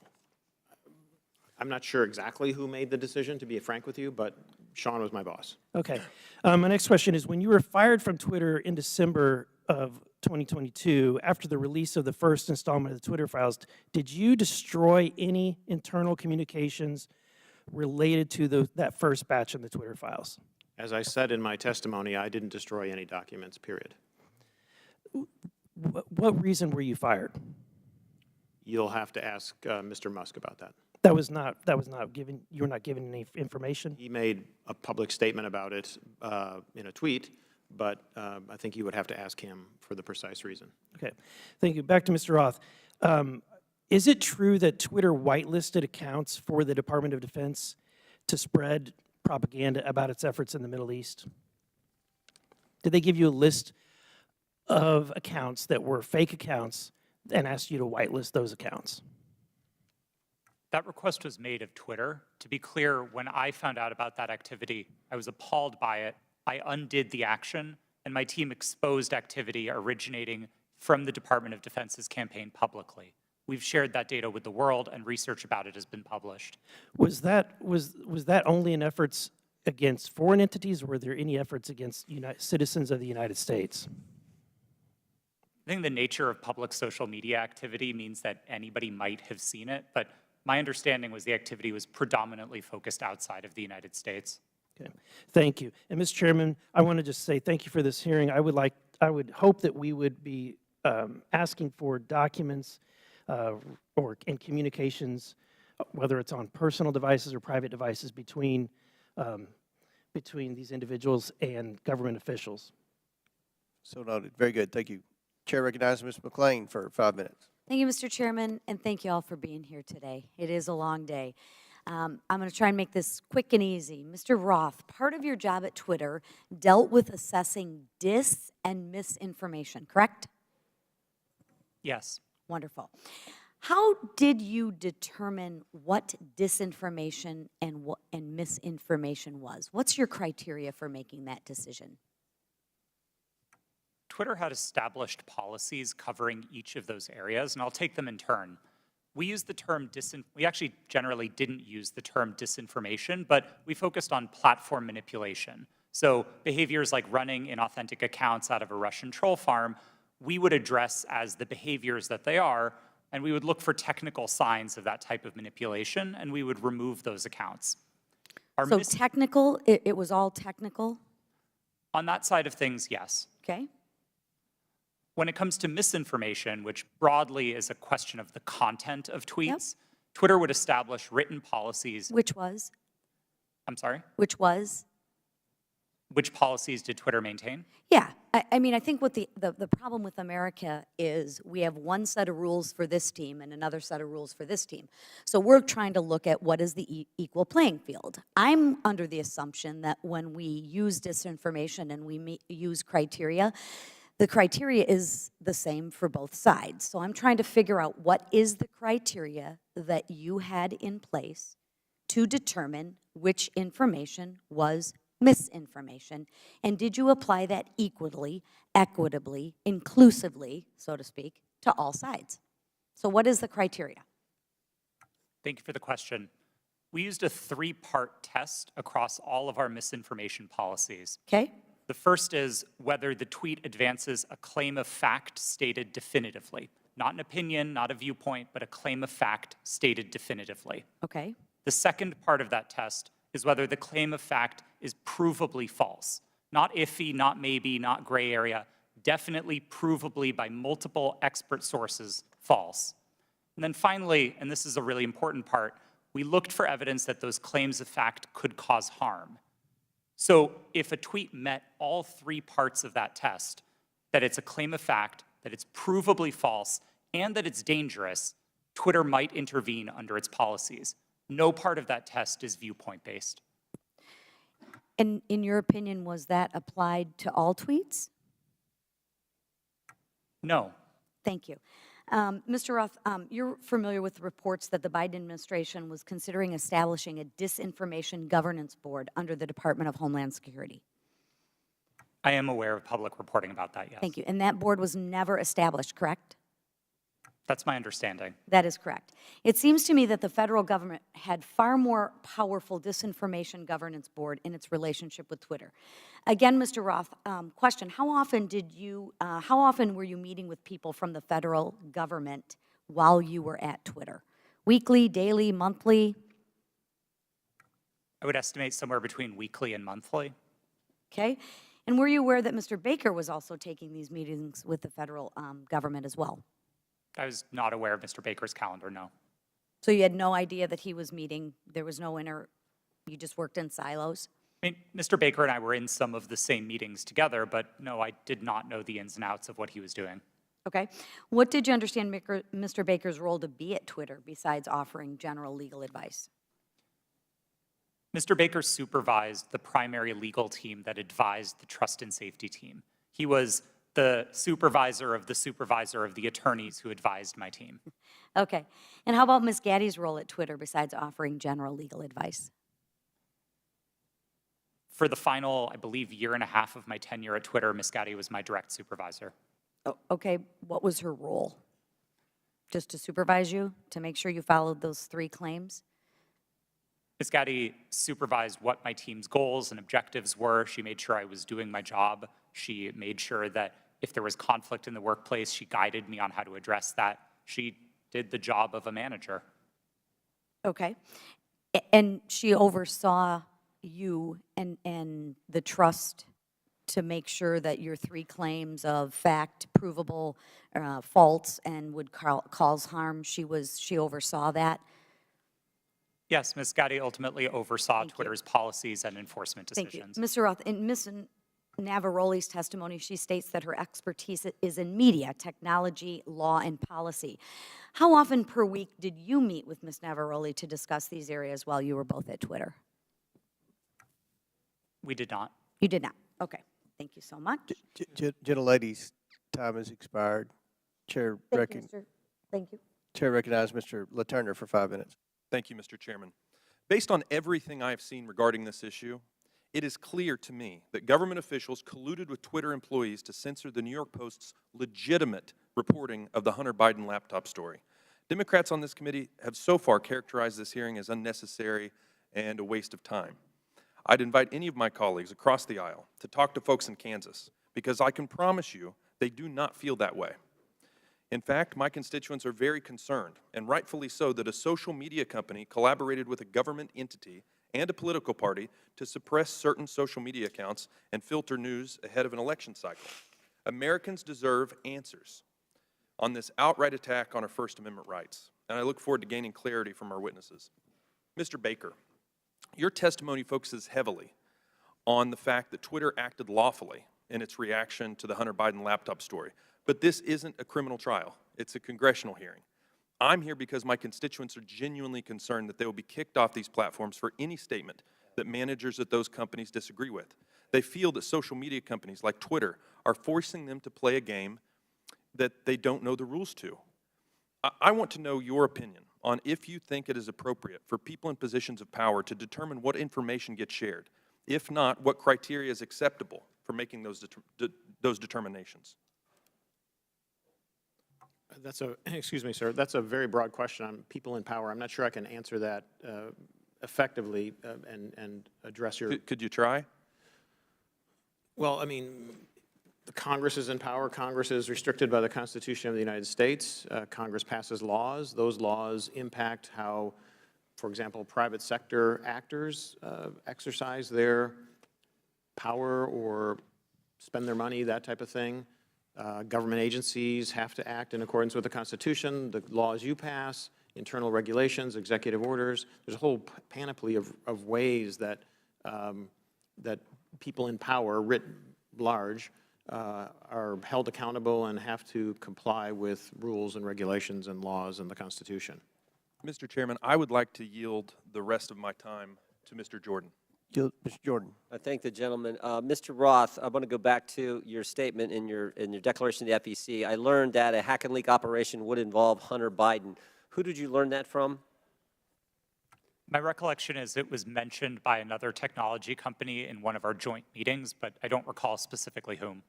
You don't know the person's name? I don't even recall what company they worked at. No, this was a long time ago. And you're confident that it was from a tech company, not from someone from the government? To the best of my recollection, yes. Did anyone from the government in these periodic meetings you have, did they ever tell you that a hack and leak operation involving Hunter Biden was coming? No, not. Did Hunter Biden's name come up at all in these meetings? Yes, his name was raised in those meetings, but not by the government, to the best of my recollection. Okay. Mr. Baker, I want to go back to the question we had a few hours ago. But I want to frame it in a way I think you can answer. Did you ever tell the FBI that they had no legitimate interest in enforcement of Twitter's policies?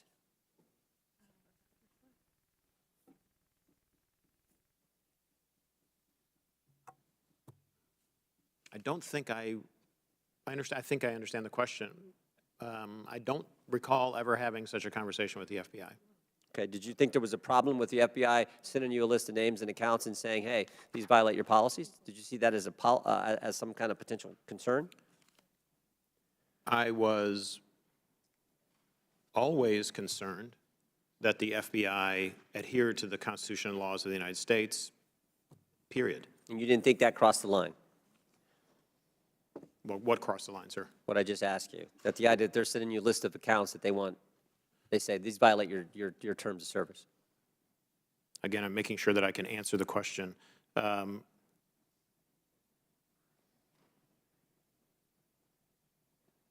Had I thought that they were doing something unlawful, I would have taken appropriate steps to address it.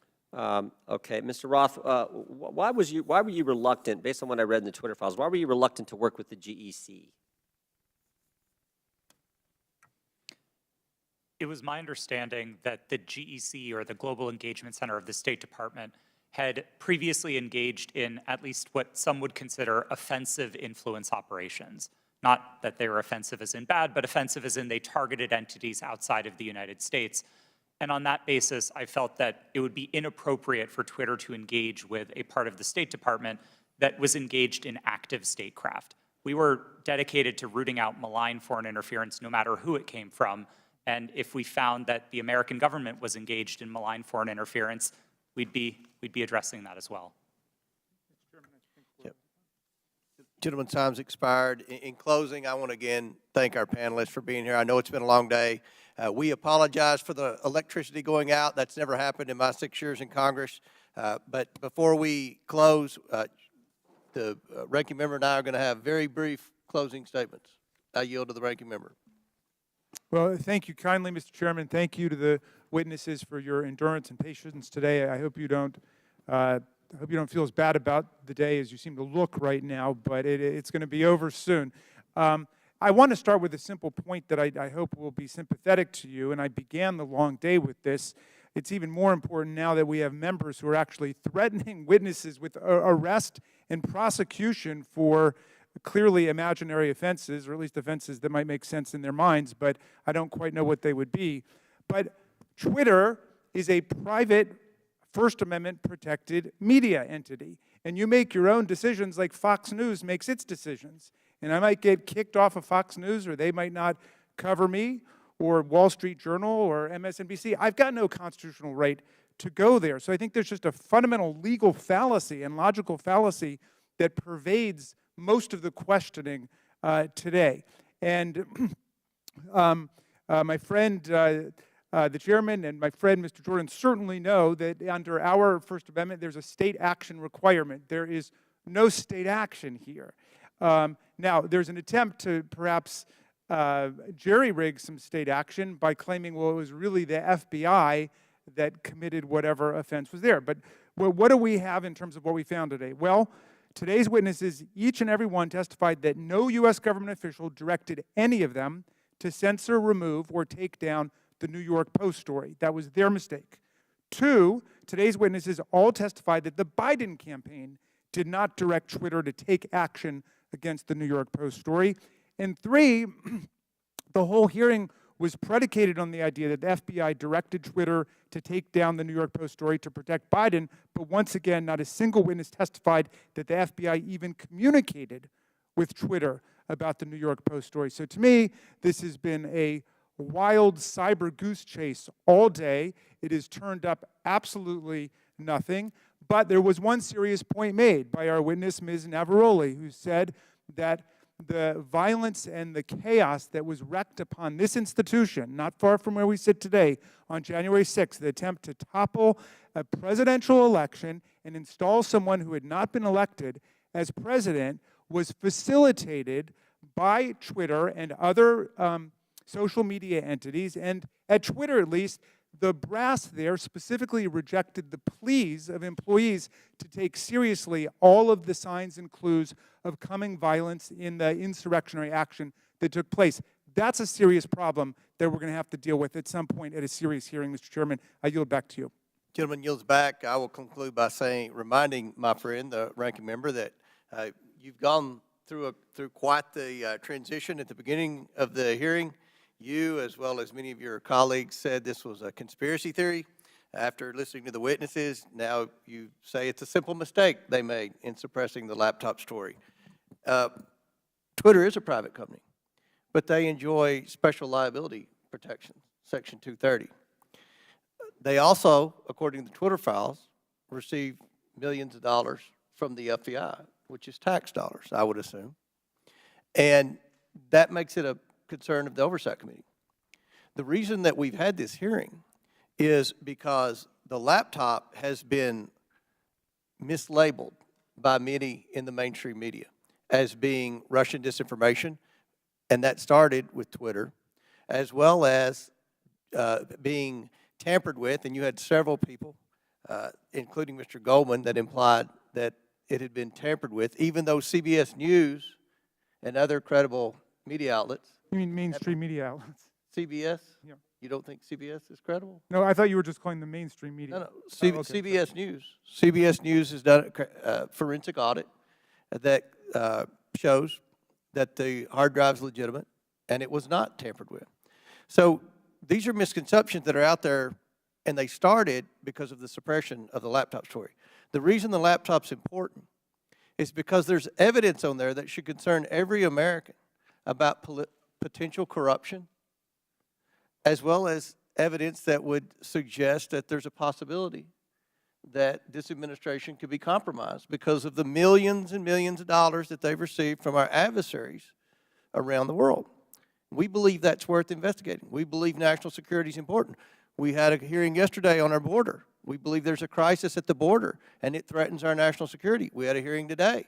We believe that we need to make sure that this administration is not compromised because of the millions of dollars that they've received from our adversaries around the world. That much of that evidence is contained in the laptop. So I think this was a very successful hearing. I appreciate the witnesses' time. I know it was a very long day, and again, we've never had the electricity go out before. But again, we appreciate your sincere testimony. And with that, and without objection, all members will have 5 legislative days. Mr. Chair, I apologize to interrupt. I just, it's come to my attention that I have to seek your unanimous request in order to submit some additional documents. Without objection, so ordered. Thank you. Apologies. With that and without objection, all members will have 5 legislative days within which to submit materials and to submit additional written questions for the witnesses, which will be forwarded to the witnesses for their response. If there's no further business, without objection, the committee stands adjourned.